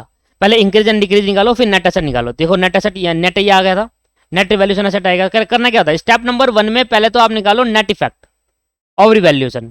तो नेट इफेक्ट ऑफ रिवैल्यूएशन बता दो, नेट इफेक्ट ऑफ रिवैल्यूएशन। अभी निकाला sir net effect of revaluation, but ये कैसे निकालेंगे आपको पता है? सारा इंक्रीज और सारा प्रॉफिट एक साथ, फिर सारा लॉस माइनस कर देंगे तब आ जाएगा। तो मैंने निकाल दिया टोटल 630 रुपए। ठीक है, अब ये जो 630 रुपए आया, अब आप निकालोगे सैक्रिफाइसिंग रेशियो। स्टेप नंबर 2 में निकालेंगे सैक्रिफाइसिंग रेशियो। सैक्रिफाइसिंग रेशियो आया बी और एस का 4:3। बी और एस की सैक्रिफाइसिंग रेशियो 4:3। अब स्टेप नंबर 3 के अंदर इसको बांट दोगे सैक्रिफाइसिंग रेशियो में। तो बी ने सैक्रिफाइस करा 4/7, तो 630 में से 4/7 बी सैक्रिफाइस करेगा, और सी 630 में से 3/7 सी सैक्रिफाइस करेगा। तो 630 डिवाइड बाई 7 मल्टीप्लाई बाई 4। नहीं नहीं नहीं, पहले तो हम इसका शेयर निकालेंगे ना कि बी, स्टेप नंबर 3 में ये होगा कि जो नया पार्टनर आ रहा है ना पी, उसका शेयर कितना है? पी शेयर का कितना होगा भाई? 630 है, इस 630 में 1/4 पी ले जाएगा। तो 630 में जब फ्यूचर में ये बटेगा तो 630 में 1/4 पी ले जाएगा, तो हो जाएगा 157। अब ये 157 जो पी को गेन हो रहा है, ये कौन सैक्रिफाइस कर रहा है? ये बी और एस सैक्रिफाइस कर रहे हैं, बी और एस। बी सैक्रिफाइस कर रहा है 4/7 की रेशियो में, एस सैक्रिफाइस कर रहा है 3/7 की रेशियो में। तो 157 को 4/7 से डिवाइड करना, 157 divide by 7 divide by 7 multiply by 4, ये आ जाएगा 90। तो इसको 90 आ रहा है, और देखना इसका कितना आया, 157 डिवाइड बाई 7 मल्टीप्लाई बाई 3, ये आ जाएगा 67। ये आ जाएगा 67। आप चेक कर लो, मेरा भी यही आया था, तरीका वही है। पहले आपने नेट इफेक्ट निकाला, सैक्रिफाइसिंग रेशियो निकाली, पी का शेयर बताया कि पी को कितना फायदा हुआ, और फायदा कौन सा, अगर नया पार्टनर को फायदा हो रहा तो वो कहीं ना कहीं पुराने पार्टनर सैक्रिफाइस करेंगे। पुराने कितना कर रहा है? 90, और कितना कर रहा है? 67। अब आप चेक कर लो, सब कुछ वही था, यहाँ पर भी 90 आया था और यहाँ पर भी 67 आया था, फर्क चेंज आपको दिख रहा है। उससे निकालोगे वो ज्यादा आसान है। वहां पर नेट प्रॉफिट निकाला, जो नेट प्रॉफिट आप निकालोगे निवैल्यूएशन का, वो देखो उसमें से नया पार्टनर का कितना हिस्सा होगा, जो नया पार्टनर फ्यूचर में मिल जाएगा, उतना हिस्सा कौन सैक्रिफाइस कर रहा होगा? बी और पुराने पार्टनर। तो पुराने पार्टनर सैक्रिफाइस कर रहे हैं, उसमें बढ़ जाएगा। तो ये अब एंट्री होगी कि जो भाई इतने से एंट्री होगी कि 157 को फायदा हुआ किसको? 157 का फायदा हुआ आपके पास नया पार्टनर को, तो पी को। तो पी की कैपिटल अकाउंट को डिडक्ट कर लेंगे। पी कैपिटल अकाउंट क्या कर लेंगे दोस्त? डिडक्ट कर लेंगे। और 2 और किसको लॉस हुआ था? बी और एस को। तो इनको पैसा मिल जाएगा। तो 157 ये देगा अपने अकाउंट से और ये 90 और 67 देगा। तो एंड एंट्री आप ये होगी एडजस्टमेंट एंट्री डायरेक्ट। या तो आप ये कर लो, या तो आपने अलग अलग करके दिखाई। जब ये करोगे तो देखो, ये करोगे वाली एंट्री पास करोगे तो 157 कहां जाएगा? 157 जाएगा पी के अकाउंट के डेबिट साइड पे और 90 और 67 जाएगा बी और एस के अकाउंट के क्रेडिट साइड पर। अब देखो यही तो करा था मैंने। 157 गया पी के अकाउंट के डेबिट साइड में और आप इन दोनों को नेट इफेक्ट करोगे ना, इन दोनों को नेट इफेक्ट करो और इन दोनों को नेट इफेक्ट करो तो 90 यहां आ जाएगा और 67 यहां आ जाएगा। दोस्तों तरीका वही है, तरीका बिल्कुल 100% सेम है, बस प्रोसीजर बिल्कुल अलग कर दिया। मतलब आंसर बिल्कुल आपका सेम आएगा, तरीका कह रहा हूं, तरीका चेंज कर दिया, आंसर बिल्कुल सेम आएगा आपके पास। प्रोसीजर चेंज कर दिया कि करना कैसे है। न्यू और ओल्ड का इस्तेमाल करा है मेमोरेंडम में, बस देखा मैंने, प्रूव करके दिखा दिया, सब कुछ हो जाएगा। आप चेक कर लीजिएगा, एक बार खुद से ट्राई करिएगा, उस फॉर्मूले से भी ट्राई करिएगा, तभी आप सीख पाओगे चीजों को, ठीक है। और ये क्वेश्चन यहां पर खत्म हो गया। अब करते हैं क्वेश्चन नंबर 13, आज की क्लास का लास्ट क्वेश्चन। इसमें लगेगा टाइम बहुत ज्यादा और नेक्स्ट क्लास में एडजस्टमेंट ऑफ कैपिटल कराऊंगा, उससे नेक्स्ट क्लास में 2 क्वेश्चन 3 क्वेश्चन कराऊंगा और एडमिशन खत्म हो जाएगा मेरा। बस 2 या 3 क्लास मैक्सिमम एडमिशन के लिए 2 या 3 क्लास लगेगी अब, ठीक है। रिटायरमेंट चालू करेंगे उसके बाद। चलिए सर 13 क्वेश्चन देखते हैं। भाई कौन कौन से क्वेश्चन रह गए आपके पास, बता देता हूं एक बार।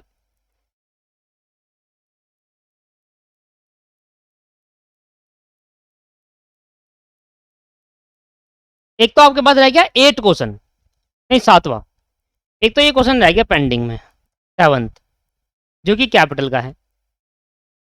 6 में आपको करा चुका, 7th मेरा पेंडिंग में है, कैपिटल का है। 8 में आपको करा चुका ब्रिक्स एंड सीमेंट वाला, याद है आपको। अरुण और आनंद वाला भी करा चुका मैं। और अभी मैं आपको बी और एस वाला भी अभी 10वां क्वेश्चन मैंने आपको करा दिया। इसके बाद 11वां क्वेश्चन हम कर चुके शायद। के और एल वाला क्वेश्चन हमने पिछली क्लास में डिस्कस करा है ना, 11वां क्वेश्चन कर लिया। 12वां क्वेश्चन भी कर दिया, 12वां क्वेश्चन भी कर दिया। नहीं 12वां क्वेश्चन नहीं करा, रेड एंड व्हाइट वाला क्वेश्चन नहीं करा, ये पेंडिंग है। ये एडजस्टमेंट वाला क्वेश्चन है पक्का।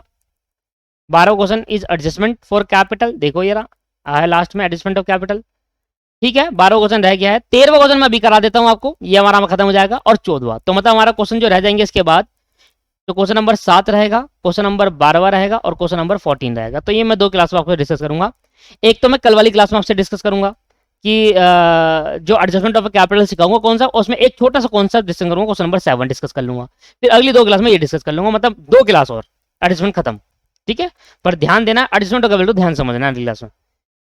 क्यूक और Slow are a partner in a firm sharing profit loss in the ratio of 3:2। तो क्यूक और सोलो 2 पार्टनर है, इन द रेशियो ऑफ 3:2 है।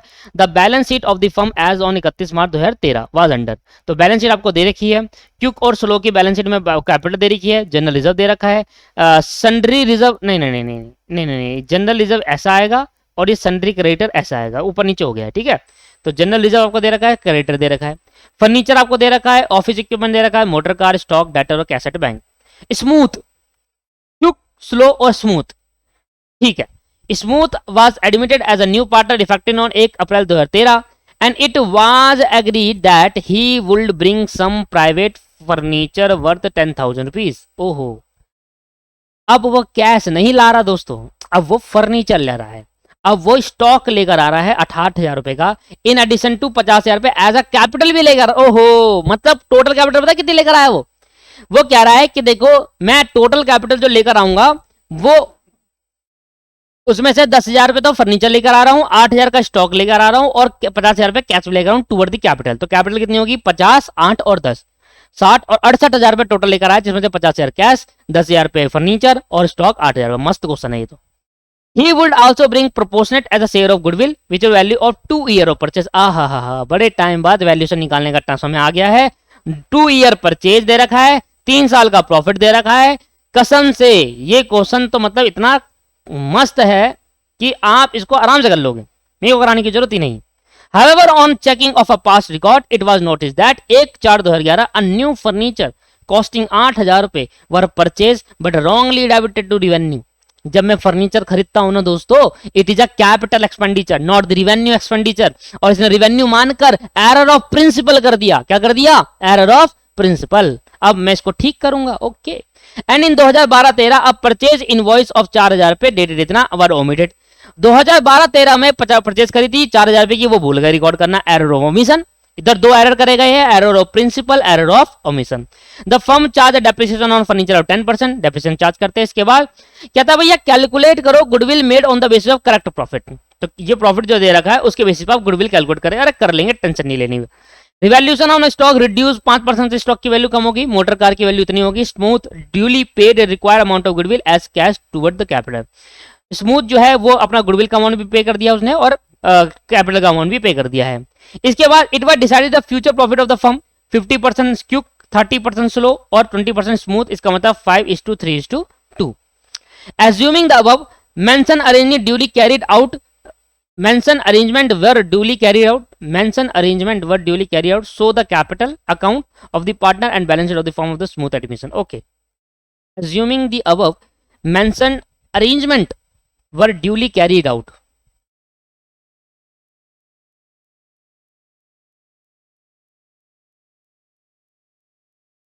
क्या कहने की कोशिश कर रहा है ये? मुझे ऐसा लग रहा है कि ये कह रहा है कि अरेंजमेंट जो करनी है ना, एडजस्टमेंट वगैरह, वो कैरी आउट करना, मतलब इन द केस जर्नलिज्म की बात तो नहीं कर रहा है। चलो देखते हैं यार, इसको पढ़ेंगे अब भाई। पहले बाकी क्वेश्चन तो कर ले, रिवैल्यूएशन अकाउंट, पहले गुडविल निकाल ले, रिवैल्यूएशन। तो पहले रिवैल्यूएशन अकाउंट बनाते हैं। मैं दूसरा पेज लेता हूँ, हैंग कर रहा है ये। आओ सर, तो क्वेश्चन नंबर 13 रिवैल्यूएशन अकाउंट। तो यहाँ पर कहीं नहीं बोला गया है कि अल्टर नहीं करना, इसका मतलब करना है। जब साफ साफ क्लियरली बताए तभी अल्टर नहीं करेंगे, अदरवाइज हर केस में अल्टर होगा। भाई रिवैल्यूएशन अकाउंट बनाओगे ना तो दोस्तों ये बात ध्यान रखना, ओमिशन भी ठीक करना है, एरर गलती। रेक्टिफिकेशन बड़ा आसान होता है, आप बस चीजों को समझ जाइए। रेक्टिफिकेशन बहुत आसान होता है दोस्तों। स्टूडेंट डर जाता है कि बीच में यार ओमिशन हो गया, ये कैरी फॉरवर्ड वगैरह। आप टेंशन मत लीजिए, मैं हूं यहाँ पर, आप पूरा आपको समझ में आएगा, पूरा क्लियरिटी मिलेगी आपको, देखना भी। आओ दोस्तों बनाते हैं रिवैल्यूएशन अकाउंट। सबसे पहले क्या लिखेंगे? सबसे पहले देखो क्या घटा, ये देखिए रिवैल्यूएशन की बस स्टेटमेंट, इसको ध्यान देना, बाकी किसी को नहीं देना। तो कहता है रिवैल्यूएशन की वैल्यू जब करी, स्टॉक की वैल्यू 5% से घट गई और मोटर कार की वैल्यू 85,000 हो गई। तो स्टॉक देखो पहले कितने का है। स्टॉक सर हमारे पास है 50,000 रुपए का, और मोटर कार 85 हो गया, 75 का है। तो स्टॉक की वैल्यू जो 50,000 है उससे 5% घट गया। तो भाई घट गया तो भैया क्या होगा? लॉस होगा टू स्टॉक। तो स्टॉक मेरे 50,000 रुपए का है, जिसमें से 5% वैल्यू घट गई, तो 50,000 का 5% हो गया 2,500। और जो मोटर कार है, टू मोटर कार, इसमें देखो क्या हुआ कि भैया 85,000 रुपए की आज मोटर कार की वैल्यू है, पर मेरे पे पहले जब पड़ी थी वो 75 की थी बुक वैल्यू, अब 85 की होगी, तो 10,000 का क्या हो गया? बेनिफिट हो गया। क्लियर है नहीं है? बस टोटल कर दो। यही दो समान था, दो मतलब ये दो ट्रांजेक्शन थी जो आपको करनी थी। तो 10,000 रुपए का आपका ये, सर वो डेप्रिसिएशन नहीं लगाएंगे दोस्तों, ये प्रॉफिट एंड लॉस अकाउंट नहीं होता। डेप्रिसिएशन कहाँ लगता है? डेप्रिसिएशन लगता है प्रॉफिट एंड लॉस अकाउंट में, उससे नेट प्रॉफिट जो आएगा वो ट्रांजेक्शन दे रखी है ना आपको, ये ओमिशन जो भी चीजें दे रखी है जो आपको करना है। ये फर्नीचर खरीदा, इसको हमने परचेज मान लिया, और आपने पास परचेज करी थी, एक स्टॉक खरीदा था जिसको चार्ज भूल गए रिकॉर्ड करना, मतलब ये प्रॉफिट जो निकला है गलत निकला है। भाई आपने फर्नीचर खरीदा, उसको आपने खर्चा मानकर डेबिशन में भेज दिया 2011 में, तो ये जो 2011 में प्रॉफिट निकला होगा ये वाला गलत है। ये फर्नीचर खरीदना खर्चा थोड़ी ना होता है, और आपने खर्चा मान के दिखा दिया तो प्रॉफिट कम आया होगा। तो ये एडजस्टमेंट करने के लिए दे रखा है आपको, मैं सिखाऊंगा अभी कैसे तरीके का एडजस्टमेंट होगा। पर अभी आपके पास फर्नीचर जो डेप्रिसिएशन लगेगा ना दोस्तों 10% का फर्नीचर पे, वो यहां नहीं लगेगा, यहां नहीं लगेगा दोस्तों। डेप्रिसिएशन फर्नीचर लगता है प्रॉफिट एंड लॉस अकाउंट में, और उससे नेट प्रॉफिट आता है। ये तो रिवैल्यूएशन ऑफ एसेट है कि एसेट की वैल्यू कितनी बढ़ गई घट गई, एंड में एसेट कितनी वैल्यू बढ़ रही है घट रही है वो दिखाएगा आपके पास। ठीक, तो यहाँ पर आपके 10,000 हो गया, ये 10,000 यहाँ पर हो गया, और उसको बोल देंगे टू प्रॉफिट ट्रांसफर टू। धीरे धीरे क्वेश्चन खत्म होता, सीधा समझ में आएगा कि वो सारी ओमिशन की एंट्री, डेप्रिसिएशन की एंट्री कहाँ करनी है। वो ना प्रॉफिट गलत आ रखा है, ठीक है। टू प्रॉफिट ट्रांसफर टू, कौन कौन है पार्टनर जी? नया पार्टनर कौन आ रहा है? स्मूथ, और क्यूक और स्लो है। क्यूक, तो भैया क्यूक की कैपिटल कितनी है जी? 3:2 का इनका रेशियो है, तो 3:2 में बांट दीजिए। 10,000 में से 25 हो गए तो 7,500 आएगा। 7,500 डिवाइडेड बाई 5, मल्टीप्लाई बाय 3 तो ये आ गया 4500 और डिवाइड बाय 3 मल्टीप्लाई बाय 2 ये आ जाएगा 3000। तो इतना इतना कैपिटल इनको मिला। सर मुझे पहले निकालनी है वैल्यूएशन ऑफ गुडविल, तो वैल्यूएशन ऑफ गुडविल निकालने के लिए मुझे करनी पड़ेगी एडजस्टमेंट। कैलकुलेटिंग का करेक्ट प्रॉफिट आफ्टर एडजस्टमेंट। तो एडजस्टमेंट करने के बाद हमें क्या निकालना है, करेक्ट प्रॉफिट निकालना। आप खुद ही सोचिए दोस्तों, प्रॉफिट निकलता है पीएनएल अकाउंट से, ठीक है। प्रॉफिट क्या निकलता है दोस्त, पीएनएल अकाउंट से निकलता है प्रॉफिट। और उस पीएनएल अकाउंट में हमने बहुत सारी गलती कर दी है, उस गलती को ठीक करना है, ज्यादा वो नहीं है इसमें कौन सा। तो ये हो गया मेरा ईयर, तो ये हो गया profit before adjustment, profit before adjustment. मुझे क्वेश्चन में दे रखा है। फिर मैं करूंगा यहां पर एडजस्टमेंट, प्लस होगा माइनस होगा वो देख लेंगे। एडजस्टमेंट करने के बाद प्रॉफिट आफ्टर एडजस्टमेंट जाएगा, तो ये वाला प्रॉफिट का से मैं गुडविल निकालूंगा, ठीक है ना। चलो तो अब कैसे करना है, ईयर 1 पहले वाला ईयर लेके चलेंगे। 2000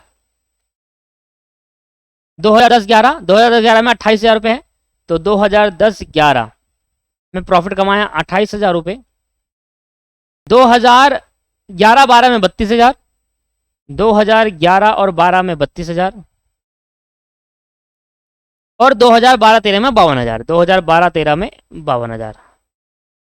अब दोस्तों जहां जहां गलती है वहां वहां ठीक करनी है आपको, ठीक है सर। चलो ठीक है सर। सर हमें एक बात समझ नहीं आई, बहुत सारे स्टूडेंट का क्वेश्चन हो सकता है ये, सर वो बात है कि देखो डेप्रिसिएशन की वजह से वैल्यू घटती है मशीन की, है ना। मशीन की जो वैल्यू रिड्यूस होगी वो डेप्रिसिएशन की वजह से होगी। तो सर यहाँ पर भी तो मशीन की वैल्यू रिड्यूस हुई है 10% से। दोस्तों जो 10% रिड्यूस हुई है वो अभी हमारा जो साल चल रहा है वो कौन साल चल रहा है मुझे बताओ। हमारा साल चल रहा है 1 अप्रैल 2013 और ये सारी डिटेल जो दे रखी है वो 1 अप्रैल 2013 से बाद से। तो मतलब जब ये डेप्रिसिएशन लगा होगा तो मैंने इसका डेप्रिसिएशन लगा दिया होगा ना, ठीक।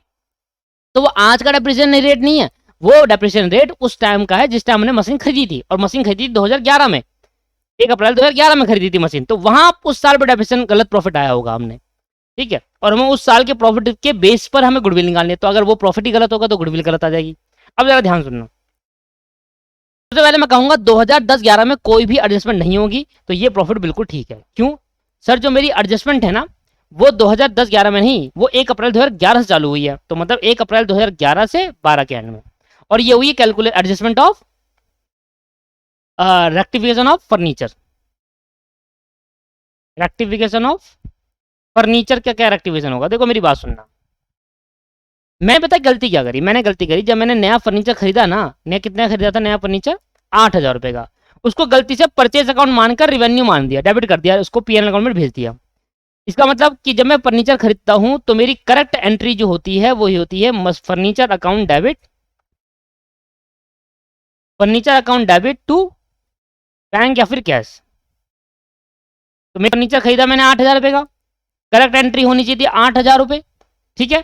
और मैंने गलती से क्या करा, गलती से रॉन्ग एंट्री कर दी, इसको कहा purchase account debit to bank. गलती से मैंने इसको रिवेन्यू मान लिया, मैंने इसको फर्नीचर की जगह परचेज शो कर दी और इसको मैंने भेज दिया अपने कहां पर, इसको मैंने अपने भेज दिया debit side of the PNL account, loss मान लिया इसको। अब ठीक करने के करूँ, देखो बैंक से तो बैंक कैंसिल हो रहा है, गलत एंट्री में भी ठीक है, गलत एंट्री में भी बैंक क्रेडिट होना चाहिए था, करेक्ट एंट्री में क्रेडिट है। जो फर्नीचर डेबिट होना चाहिए था वो आपने करा नहीं, उसकी जगह पर आपने क्या कर दिया, परचेज को डेबिट कर दिया। अब ठीक करने के लिए क्या करना पड़ेगा भाई, जो फर्नीचर डेबिट होना चाहिए था वो आपने नहीं किया, उसकी जगह पर परचेज को डेबिट कर दिया। तो ठीक करने के लिए इस परचेज को क्रेडिट कर देंगे, इसका इफेक्ट खत्म करने के लिए परचेज को क्या कर देंगे, क्रेडिट, और फर्नीचर को क्या कर देंगे सर, डेबिट कर देंगे। फर्नीचर को क्या कर देंगे, डेबिट। भाई जो चीज होनी चाहिए थी वो कर दो, फर्नीचर डेबिट होना चाहिए था डेबिट कर दो सही एंट्री में, और जो चीज आपने गलती से डेबिट कर दी थी उसको ठीक करने के लिए क्रेडिट कर दो, ये एंट्री रेक्टिफाई होगी। अब क्या हुआ, जैसे ही मैंने ये एंट्री करी तो भाई जैसे मैंने एंट्री करी तो मैंने क्या करा था, अपने पीएनएल अकाउंट में 8,000 रुपए डेबिट कर रखे थे। जब मैं अपना पीएनएल अकाउंट बनाता हूँ ना, पीएनएल अकाउंट, तो मैंने पीएनएल अकाउंट में क्या करा, पीएनएल अकाउंट में ये करा कि मैंने यहाँ पर टू परचेज ऑफ फर्नीचर करके दोस्तों 8,000 रुपए डाल दिए, जबकि 8,000 रुपए आने नहीं थे।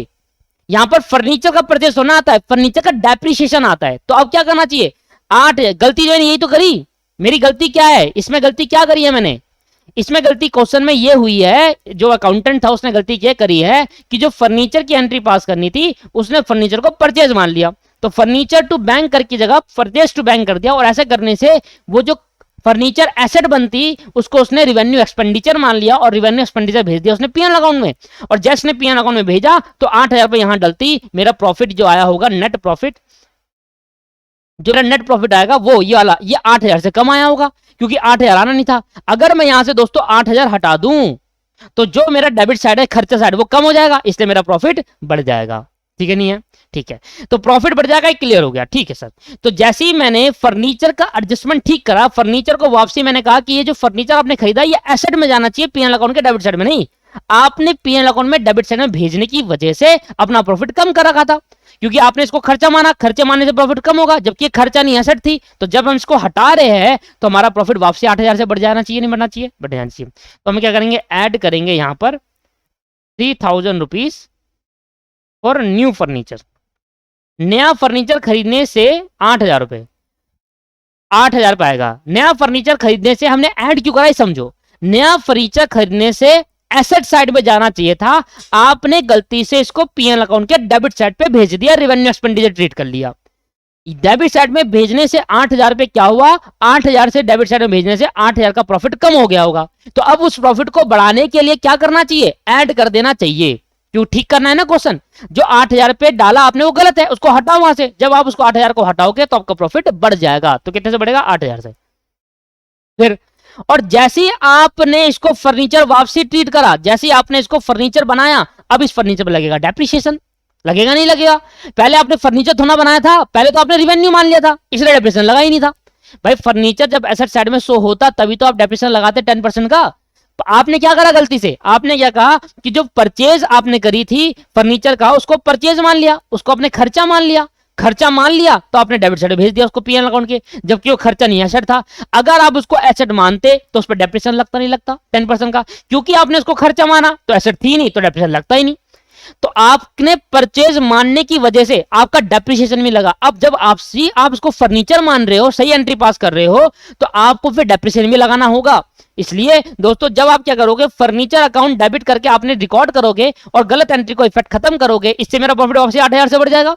तो जैसे ही आपने फर्नीचर ट्रीट करा तो आपकी एक और एंट्री होगी डेप्रिसिएशन की, डेप्रिसिएशन अकाउंट डेबिट, फर्नीचर मानोगे एसेट आ गई, और जैसे ही एसेट आ गई तो डेप्रिसिएशन लगेगा भाई, furniture depreciation account debit to furniture, और जो कि 8,000 का 10% होता है 800 रुपए, एट द रेट कितना परसेंट है, 10%, ठीक है ना।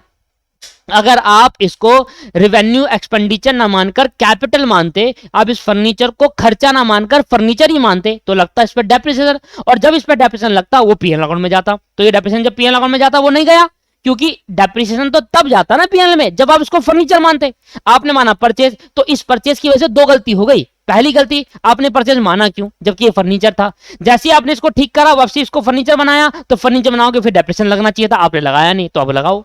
तो 2 डेप्रिसिएशन लगाऊंगा, तो डेप्रिसिएशन लगाते ही मेरा 800 रुपए से प्रॉफिट क्या हो जाएगा, कम हो जाएगा, क्योंकि डेबिट साइड पे जाएगा। ठीक है, तो क्या हुआ दोस्तों, जब आपने फर्नीचर को परचेज माना तो 8,000 पे आपने शो कर दिया, इससे क्या हुआ, जैसे आपने परचेज और फर्नीचर डेबिट साइड में डाला पीएल अकाउंट के, तो 8,000 से प्रॉफिट कम हो गया और डेप्रिसिएशन भी नहीं लगाया, क्योंकि जब फर्नीचर था ही तो डेप्रिसिएशन क्यों लगाएंगे, फर्नीचर खरीदा तो सही पर गलत एंट्री पास कर दी। ठीक, और जैसे ही आप अपने फर्नीचर को ठीक करा, वापसी उस परचेज को हटाया, प्रॉफिट बढ़ाया 8,000 से, फर्नीचर आ गया, अब डेप्रिसिएशन लगना चाहिए था, नहीं लगना चाहिए था, डेप्रिसिएशन लगाओ, डेप्रिसिएशन लगाओगे तो प्रॉफिट कम हो जाएगा। तो लेस कर देंगे 800 रुपए for depreciation on new furniture. भाई जैसे ही आप न्यू फर्नीचर की एंट्री ठीक करी, वापसी आप उसको फर्नीचर पे कन्वर्ट कर दिया, कैपिटल एक्सपेंडिचर मान लिया, अब तो डेप्रिसिएशन लगना चाहिए था ना, नहीं लगना चाहिए था, लगाओ। तो 8,000 रुपए ये आएगा, 800 रुपए यहां से माइनस हो जाएगा, तो मुझे बताओ सर क्या हो जाएगा, 32,000 में से क्या होगा, पहले तो मैं 8,000 वो जोड़ दूंगा जो मैंने फर्नीचर ना मानकर क्या कर लिया था, उसको परचेज मान ली थी, उससे मेरा 8,000 प्रॉफिट कम हो गया।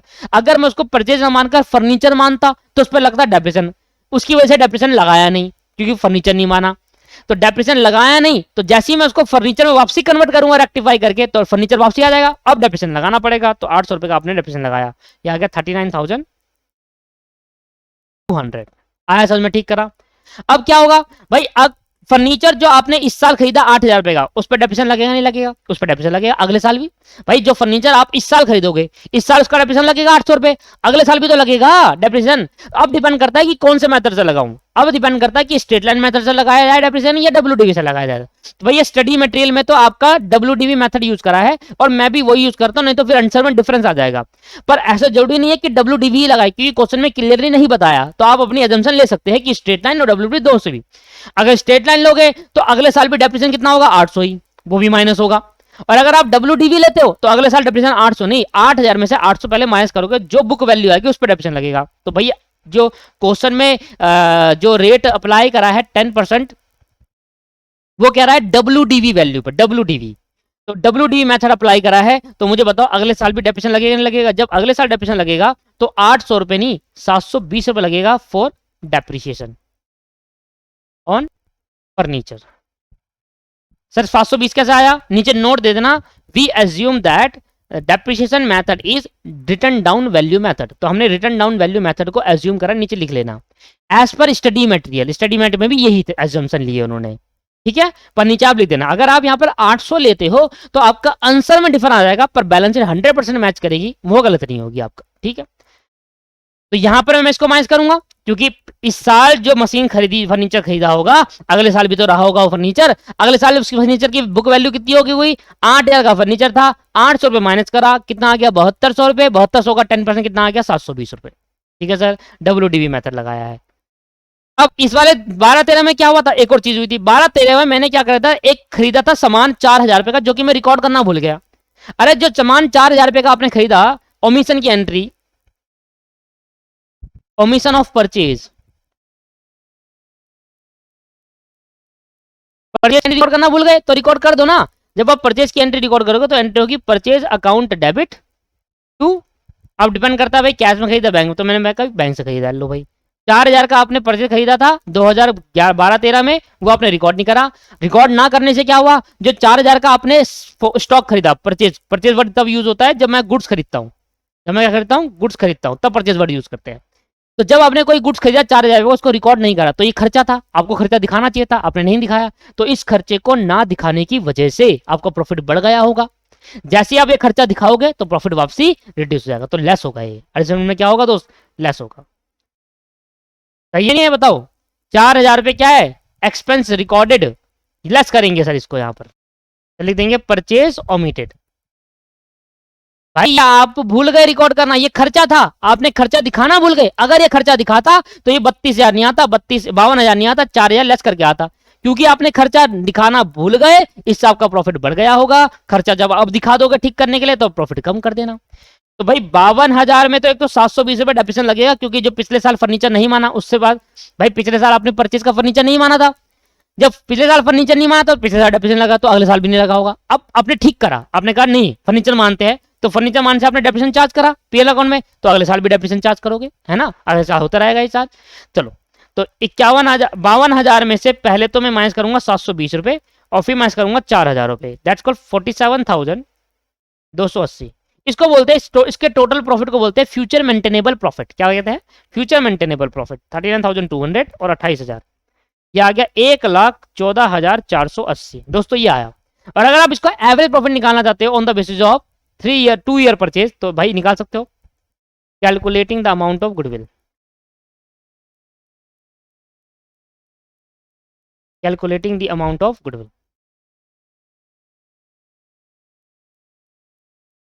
और ये जो गुडविल आप निकाल रहे हो ना दोस्तों, ये गुडविल आप फर्म की निकालो, गुडविल ऑफ फर्म की निकाल रहे हो।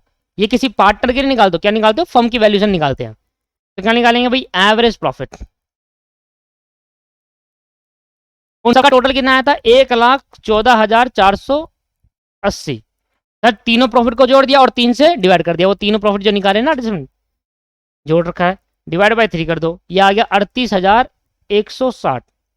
अब आप गुडविल निकालोगे, गुडविल ऑफ द फर्म कितना ईयर परचेज है?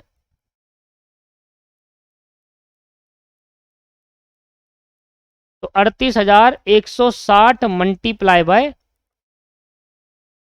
कितना ईयर ऑफ परचेज है? 2 ईयर ऑफ परचेज है, मल्टीप्लाई बाय 2 कर देंगे। 76,320 ये आ गई फर्म की गुडविल। अब ये जब फर्म की गुडविल आई है तो नया पार्टनर की गुडविल कितनी आई है? नया पार्टनर कितने शेयर के साथ आ रहा है सर? नए पार्टनर की न्यू रेशियो गिवन थी, पता है ये रही, दैट इज 20%। तो 20% है तो स्मूथ शेयर ऑफ गुडविल कितनी होगी? स्मूल अपनी गुडविल का पैसा लेकर आ रहा है, ये नहीं पता था कितना लेकर आया, इसलिए तो निकाला भाई। 76,320 रुपए की गुडविल है total of the value of the firm.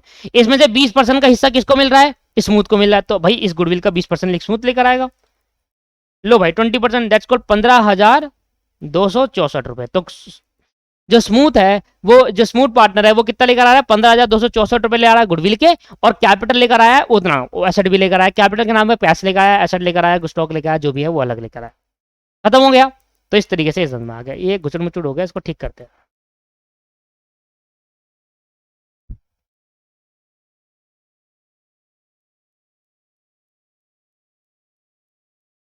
अब बनाएंगे दोस्तों पार्टनर कैपिटल अकाउंट, समझ में आ गया? तो पार्टनर कैपिटल अकाउंट बनाते हैं। पार्टनर कैपिटल अकाउंट, 3 पार्टनर है हमारे पास, 1 2 और 3, 1 2 और 3। तो क्विक, स्लो और smooth.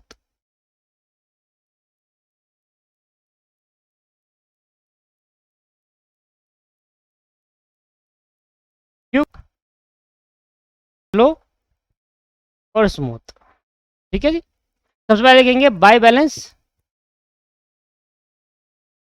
BD. By balance BD कितना आएगा सर? शुरुआत में कितना कितना बैलेंस है इनके पास, कैपिटल कितनी है इनकी? जो कैपिटल शुरुआत में दिख रही है वो देखिए 1,20 और 77, ठीक है, 1,20,000 और 77,000। स्मूथ तो लेकर आया, तो स्मूथ की एंट्री पास कर दूं, नहीं तो समझ नहीं आएगी आपको। देखो स्मूथ क्या ला रहा है? स्मूथ एडमिट हुआ इतनी तारीख को, 10,000 रुपये फर्नीचर, 8,000 रुपये स्टॉक और 50,000 रुपये कैश। तो स्मूथ ला रहा है भैया फर्नीचर,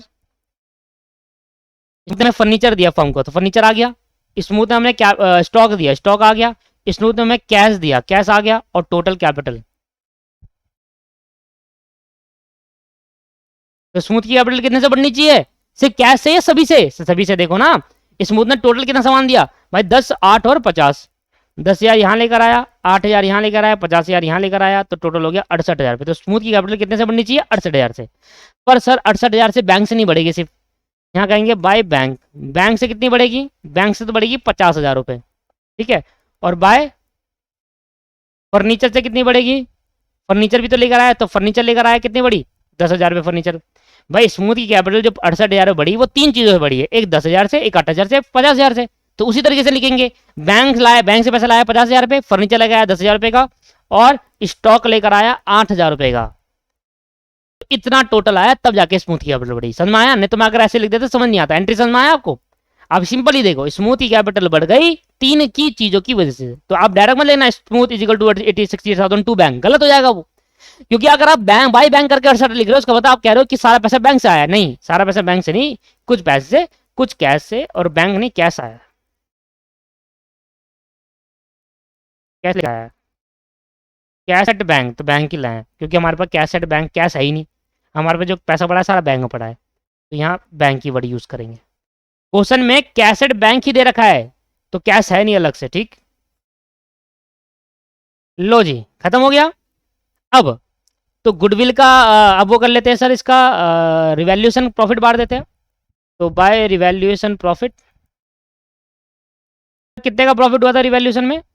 45 और 3,000 शायद, 45 और 3,000 क्विक और स्लो, 4500 और 3,000, ठीक है सर। अब मुझे बताओ कोई रिजर्व दे रखा है? दे रखा है। अब रिजर्व को क्या करे? मेंटेन करे या क्या बांट दे? सर बांट देते, कुछ ना बताए तो बांट देते। तो बाय जनरल रिजर्व 30,000 को किस रेशियो में बांटेंगे? ओल्ड रेशियो में। ओल्ड है 3:5, तो 30,000 डिवाइडेड बाई 5 मल्टीप्लाई बाई 3, 18,000 और 12,000, यह आ जाएगा 18,000 और 12। नीचे नोट दे देना कि हमने जनरल रिजर्व को ओल्ड रेशियो में डिस्ट्रीब्यूट कर दिया at the time of reconstruction of the firm. और कुछ है? और कुछ नहीं है, बस अब एक काम कर दो, गुडविल का ट्रीटमेंट कर दो। सर वो प्रीमियम फॉर गुडविल लेकर आया है कितना, अभी मैंने निकाला 15,624 रुपए, 264 रुपए, ये है प्रीमियम फॉर गुडविल जो सी के हिस्से का था, ये लेकर आया। सर से एंट्री क्या करेंगे,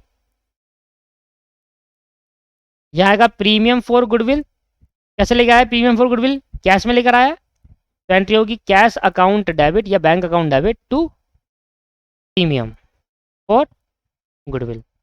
कितना लेकर आया जी, ये लेकर आया सर 15,264 रुपये, 15,264 रुपये। अब ये प्रीमियम फॉर गुडविल किस में मार देता हूँ, सेक्रीफाइसिंग पार्टनर में, प्रीमियम फॉर गुडविल, तो सेक्रीफाइसिंग निकालना पड़ेगा ना, तो निकालो सेक्रीफाइसिंग रेशियो।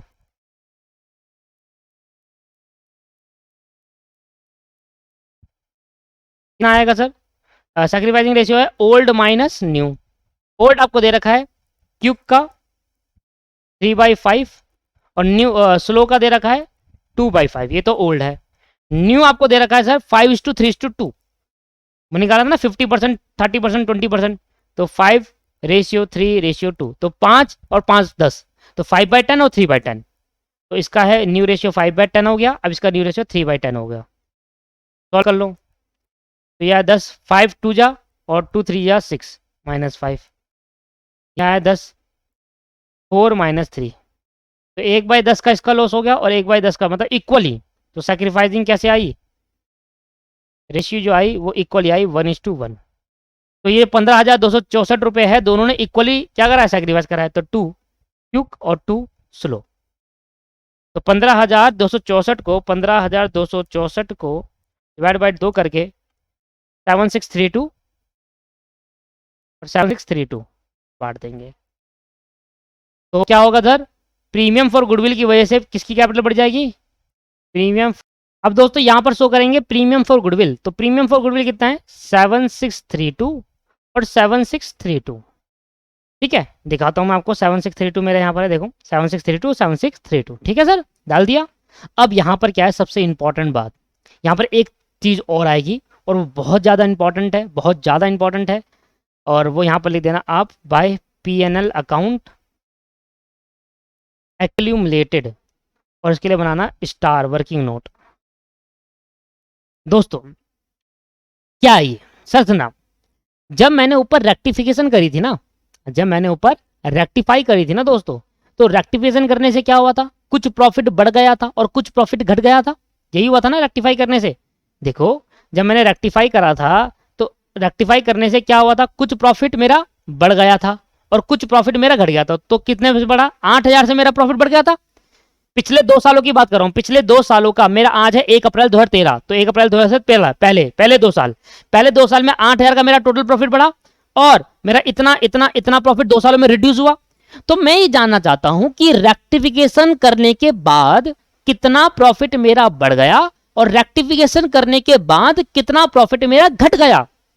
पिछले 2 सालों में जो मैंने गलती करी थी वो 2 सालों की गलती मैं आज ठीक कर रहा हूं, ठीक है, इस करंट ईयर में 2 सालों की गलती ठीक करने से कितना प्रॉफिट मेरा बढ़ गया और कितना प्रॉफिट मेरा घट गया। तो देखो नेट, क्या बोलो उसको, नेट। देखो जब आपका जो नेट अगर आया तो मान लो मेरा 5,000 से 8,000 से प्रॉफिट बढ़ा और इतने से प्रॉफिट घट गया।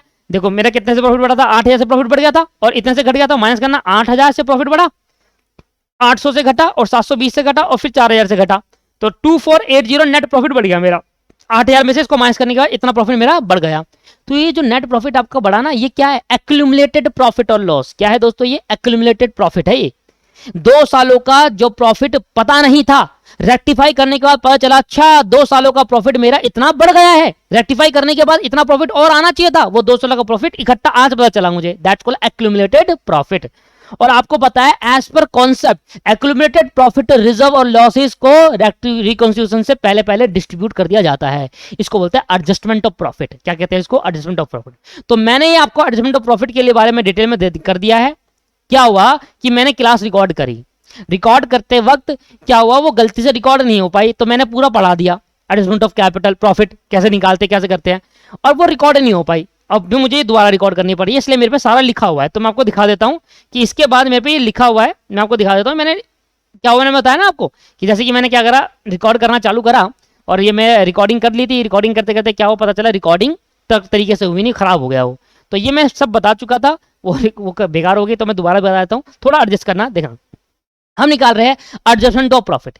सबसे पहले हम क्या करेंगे, सबसे पहले हम ये देखेंगे कि बताओ रेक्टिफिकेशन करने के बाद कितना प्रॉफिट बढ़ा और रेक्टिफिकेशन करने से कितना प्रॉफिट घट गया, नेट निकाल लेंगे। तो ये देखो मैंने लिखा है प्रॉफिट इंक्रीज आफ्टर रेक्टिफिकेशन। क्या करा था, फर्नीचर खरीदा था, फर्नीचर परचेज करा था, गलती से उसको परचेज कर बना दिया था, और हमें क्या बनाना था, फर्नीचर। तो परचेज डाल के प्रॉफिट कम हो गया, तो आप उसको ठीक करेंगे तो प्रॉफिट बढ़ गया होगा। सेम वाला ऑपरेशन ने बताया था, 8,000 रुपये प्रॉफिट बढ़ गया। रेक्टिफिकेशन करने से क्या हुआ, मेरा 8,000 प्रॉफिट बढ़ा। और जब मैंने रेक्टिफाई करा तो अब मैंने फर्नीचर मांगा। अब रेक्टिफिकेशन करने से प्रॉफिट मेरा कितना डिक्रीज हुआ वो देखो। पहले देखो कि रेक्टिफिकेशन करने से कितना प्रॉफिट बढ़ गया, और फिर देखो रेक्टिफिकेशन करने से कितना प्रॉफिट घट गया। रेक्टिफिकेशन करने से 8,000 का प्रॉफिट बढ़ा, और रेक्टिफिकेशन करने से कितना प्रॉफिट घटा, 2। एक तो वो परचेज जो मैंने करी थी, सर ये परचेज जो करी है ना मैंने, ये उधार पे खरीदी है। गलती से मैंने प्रीवियस में क्या कर दिया था, क्रेडिट कर दिया था गलती से। अब मैंने किस पे करा, उधार पर। ठीक है, कैसे, सॉरी मैं क्या समझाना चाह रहा हूं, मैं कह रहा हूं कि जो परचेज मैंने करी है ना 4,000 रुपए की, दिखाता हूं आपको मैं।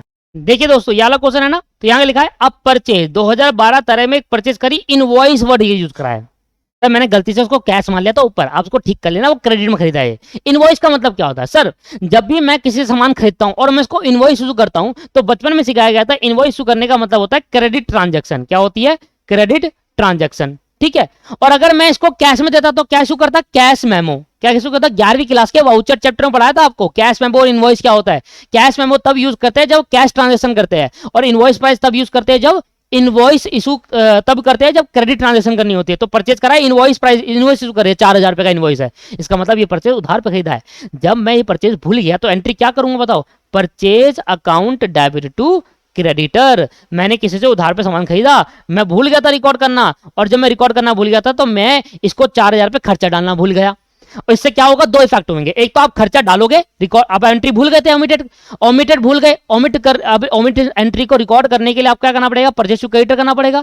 इससे मेरे क्रेडिटर 4,000 से बढ़ जाएंगे, और इससे मेरा परचेज भी 4,000 से बढ़ जाएगा, है ना। और जब परचेज 4,000 बढ़ेगा तो मतलब खर्चा बढ़ गया, खर्चा बढ़ने से प्रॉफिट क्या होगा, कम हो गया होगा। तो यहां पर मैंने कहा कि देखो प्रॉफिट, कितना प्रॉफिट डिक्रीज हुआ रेक्टिफिकेशन करने का। एक तो मैंने वो प्रॉफिट डिक्रीज हुआ जो आपके पास इनवॉइस भूल गया था, जब मैंने इसको रिकॉर्ड करा होगा तो खर्चा माना होगा। और दूसरा वो प्रॉफिट डिक्रीज हुआ जिससे डेप्रिसिएशन। अब जब आप ऊपर वाली एंट्री को ठीक करोगे और 8,000 को खर्चे की जगह फर्नीचर ट्रीट करोगे, सही करोगे, तो उस फर्नीचर पे डेप्रिसिएशन लगेगा, और पिछले 2 साल का डेप्रिसिएशन लगेगा। जब 2 साल का डेप्रिसिएशन लगेगा 800, और WDV मेथड से एजम्पशन है, और 720, तो भैया 1,520 रुपए का आ जाएगा सर, 1,520 रुपए आपके पास टोटल है। तो यहां इतना प्रॉफिट रेक्टिफिकेशन करने के बाद बढ़ा, और इतना प्रॉफिट रेक्टिफिकेशन करने के बाद घट गया पिछले 2 सालों में। तो पिछले 2 सालों का क्या दे रखा है, नेट प्रॉफिट आफ्टर। तो पिछले 2 सालों हमने इतना प्रॉफिट इंक्रीज हो गया। अगर मैं गलती नहीं करता तो ये प्रॉफिट बढ़ चुका होता। पिछले 2 सालों में गलती करी, पता नहीं था प्रॉफिट बढ़ा, आज मैं उस गलती को सुधार रहा हूं, तो ये पता चल रहा है कि पिछले 2 साल में इतना प्रॉफिट और होना चाहिए था, रेक्टिफिकेशन करने के बाद इतना प्रॉफिट और होना चाहिए था। तो पिछले 2 सालों का प्रॉफिट इकट्ठा मुझे पता चल गया, इसलिए इसको बोलते हैं एक्यूमुलेटेड प्रॉफिट। पिछले 2 सालों का प्रॉफिट एक साथ पता चल गया रेक्टिफिकेशन करने के बाद। अब ये करूंगा एज पर न्यू, ऐसा कंसेप्ट क्या करते हैं कि भाई जितने भी एक्यूमुलेटेड प्रॉफिट है रिकॉन्स्टिट्यूशन के टाइम से पहले उसको डिस्ट्रीब्यूट कर देते हैं पार्टनर में। तो अब ये 2,800 480 को डिस्ट्रीब्यूट कर दूंगा पार्टनर में, और क्या नाम से बोलूंगा, accumulated profit distributed before the reconstitution of the firm. Clear है या नहीं है, समझ में आया। पर ये समझ लेना, ये जो दे रखा है ये 2 सालों का है। किस सालों का, एक तो 2011-12 और 2012-13 का इकट्ठा प्रॉफिट है ये। क्लियर है नहीं है, इसको बोलते हैं एडजस्टमेंट ऑफ प्रॉफिट या एक्यूमुलेटेड प्रॉफिट निकालना। रेक्टिफिकेशन करने से क्या हुआ, कुछ प्रॉफिट भी बढ़ गया था। वो प्रॉफिट अगर रेक्टिफिकेशन नहीं होता, अगर गलती नहीं होती, वो प्रॉफिट बढ़ चुका होता 2 साल पहले। क्योंकि गलती हुई, वो प्रॉफिट पता नहीं चला, तो रेक्टिफिकेशन करने का पता चला अच्छा ये प्रॉफिट भी है, तो वो बटा नहीं है, तो अब बांट देंगे। ठीक है सर, क्लियर है या नहीं है। अगर ये आज नहीं होता, पिछले साल ही रेक्टिफाई होता था, तो इस साल की बैलेंस में शो करता। इस साल की बैलेंस में कहां शो करता, ये प्रॉफिट है तो इस साल की बैलेंस में यहां शो करता, और कहते हैं भाई 2,480 यहां शो करता। कब होता, अगर ये इस साल रेक्टिफाई ना होकर पिछले साल रेक्टिफाई हो चुका होता, तो ये प्रॉफिट इस साल की बैलेंस शीट में क्लोजिंग, पिछले साल की क्लोजिंग बैलेंस में शो कर रहा होता। क्योंकि ये प्रॉफिट इस साल पता चला, इस साल हमने रेक्टिफिकेशन करी है ड्यूरिंग द ईयर, तो ये बैलेंस शीट हमारी ओपनिंग है पिछले साल की। इस साल रेक्टिफाई कर रहे हैं तो इस साल की बैलेंस शीट में जाना चाहिए, इस साल की बैलेंस में शो करेंगे नहीं, क्यों? उससे पहले मैं इसको डिस्ट्रीब्यूट कर दूंगा, क्योंकि आज इस साल रिकॉन्स्टिट्यूशन हो रहा है, रिकॉन्स्टिट्यूशन नहीं होता तो इस साल इस वाले प्रॉफिट को मैं बैलेंस शीट में शो करता, क्योंकि रिकॉन्स्टिट्यूशन होता है तो रिकॉन्स्टिट्यूशन होने से आपका जो एक्यूमुलेटेड प्रॉफिट है वो डिस्ट्रीब्यूट हो जाता है। क्लियर है या नहीं है? क्लियर। तो अब मैं जब इसको डिस्ट्रीब्यूट करूंगा तो मैं यहां पर लिख दिया कि एक्यूमुलेटेड प्रॉफिट है और ये एक्यूमुलेटेड प्रॉफिट 2 सालों का है, 2011-12 और 2012-13 का। और एज पर कॉन्सेप्ट क्या कहता है? As per concept accumulated profit shall be distribute in old ratio to the old partner before the reconstitution. अब ये जो एक्यूमुलेटेड प्रॉफिट है किस नाम से शो हो रहा होगा? प्रॉफिट एंड लॉस अकाउंट से। ये प्रॉफिट है हमारा और ये क्रेडिट हो रहा होगा। आज जब मैं इसको ट्रांसफर कर दूंगा इनकी कैपिटल अकाउंट में तो प्रॉफिट एंड लॉस क्या हो जाएगा? डेबिट। और जब ट्रांसफर करूंगा तो ओल्ड रेशियो में ट्रांसफर कर दूंगा। ओल्ड रेशियो में ट्रांसफर करने का क्या रेशियो है? 3:2। तो बांट देंगे तो 1448 और 88 और 992 आ रहा है। तो ये जब मैं ट्रांसफर करूंगा तो देखो मैंने यही एंट्री करी है, यहाँ पर ऊपर मैंने यही करा है 2488, ये यहाँ पर आ जाएगा 1488, यहाँ जाएगा दोस्तों 1488 और 992, इतना आ जाएगा 1488 और 992। देखो 148992। तो ये क्या हुआ? ये वो प्रॉफिट है कि पिछले 2 साल का प्रॉफिट हमें आज पता चला रेक्टिफाई करने के बाद, तो ये प्रॉफिट रिकॉन्स्टिट्यूशन से पहले बढ़ जाता है। अगर रिकॉन्स्टिट्यूशन इस साल नहीं होता होता तो मैं क्या करता? मैं इसको बैलेंस शीट में शो करके रखता।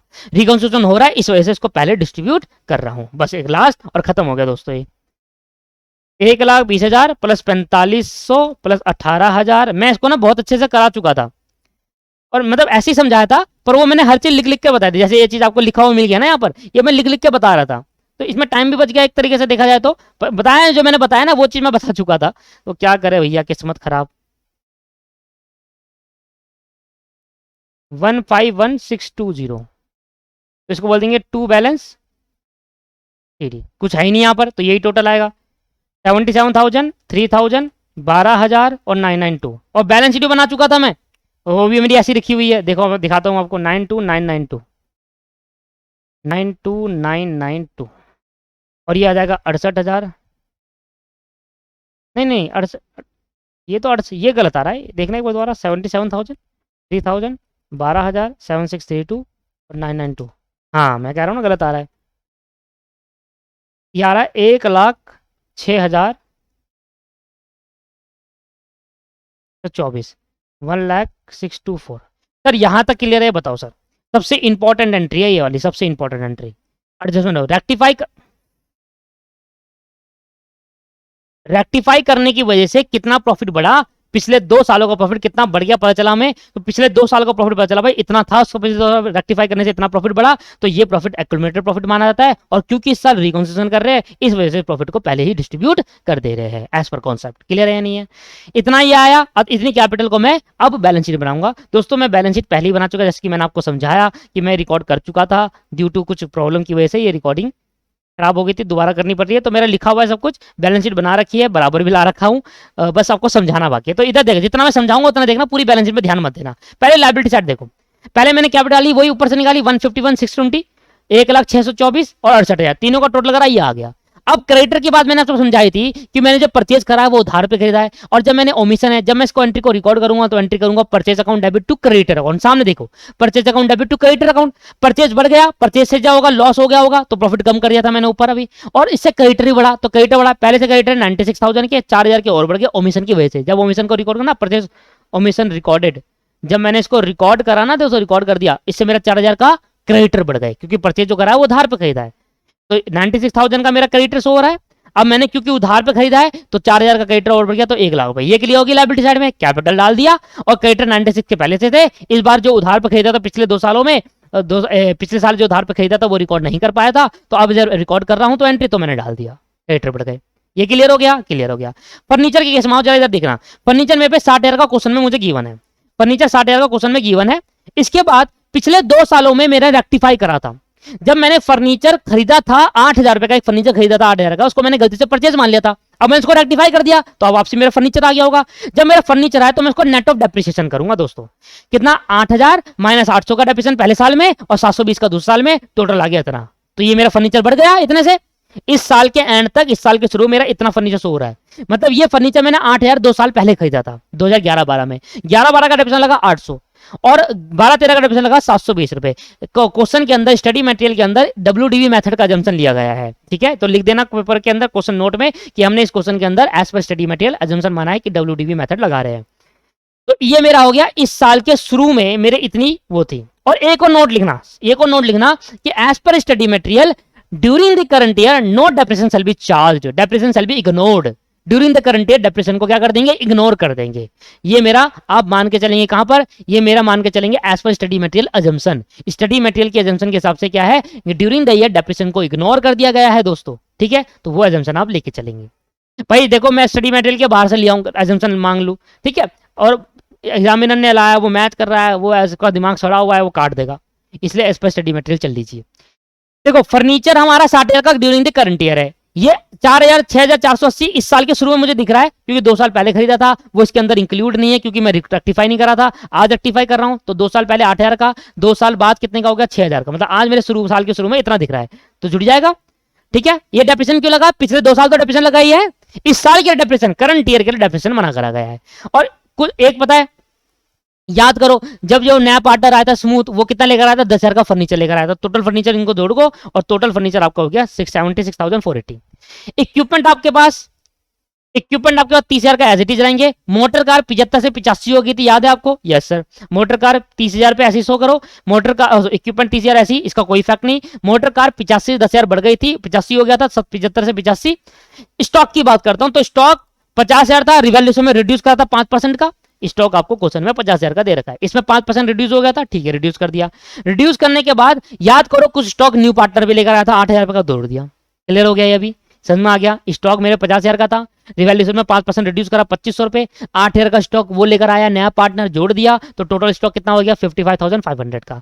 डाटा मेरे एज इट इज होंगे, डाटा में कोई भी चेंज नहीं है, 90 का था 90 का देगा। अब कैसेट बैंक में 2 चीज नहीं आई, कैसे, एक तो 18,000 पे मेरा ओपनिंग बैलेंस है दोस्तों, एक तो 18,000 मेरा ओपनिंग बैलेंस है, देखो ये रहा 18,000 ओपनिंग बैलेंस। 18,000 पे क्या, 50,000 पे नया पार्टनर कैश लेकर आया था, वो 3 चीज लेकर आया था, एक तो 50,000 पे कैश, 8,000 पे स्टॉक और 10,000 पे फर्नीचर। तो 50,000 कैश लेकर आया और 15,224 की गुडविल हमने कैलकुलेट करी थी, नया पार्टनर जो लेकर आएगा। टोटल तीनों को जोड़ देंगे इतना आएगा। जब एसेट साइड को जोड़ दोगे और लायबिलिटी साइड को जोड़ दोगे तो दोनों बराबर आ जाएगी दोस्तों। होपफुल ये समझ में आया होगा। मेरी कुछ रिकॉर्डिंग मिस्टेक की वजह से मैंने रिकॉर्ड कर दिया, नहीं तो मैंने इसको खुद से लिख कर बताया था। अब मैं दोबारा इसको मिटाऊं, दोबारा लिखूं, ये वेस्टेज ऑफ टाइम है, ठीक है। समझ में अभी भी आपको आया होगा। पहले कैपिटल डिस्ट्रीब्यूट कर दो, फिर क्रेडिटर का जितना था उतना, और उसके बाद परचेज करा हमने ओमिशन, आपके पास 4,000 रुपए का वो रिकॉर्ड कर दिया, क्रेडिट वगैरह था 1 लाख। फर्नीचर के केस में अंदर हमने 2 साल पहले एक फर्नीचर को रेक्टिफाई करने के बाद 2 साल पहले फर्नीचर रिकॉर्ड होगा, डेप्रिसिएशन लगा होगा इतना साल के शुरू में, अभी इतना दिख रहा है, और इतना आया होगा 2 साल पहले से, और 10,000 का और स्मूथ लेकर आया। इक्विपमेंट ऐसी 85,000 हो गया। मोटर कार स्टॉक 5% रिड्यूस हुआ, एक 8,000 स्मूथ लेकर आया, वो डेटर इतना ही, और कैसेट बैंक में इतना ही। टोटल कर देंगे बराबर आ जाएगा, बैलेंस शीट मैच हो गई। अगली क्लास के अंदर हम स्टार्ट करेंगे अपना एडजस्टमेंट ऑफ कैपिटल।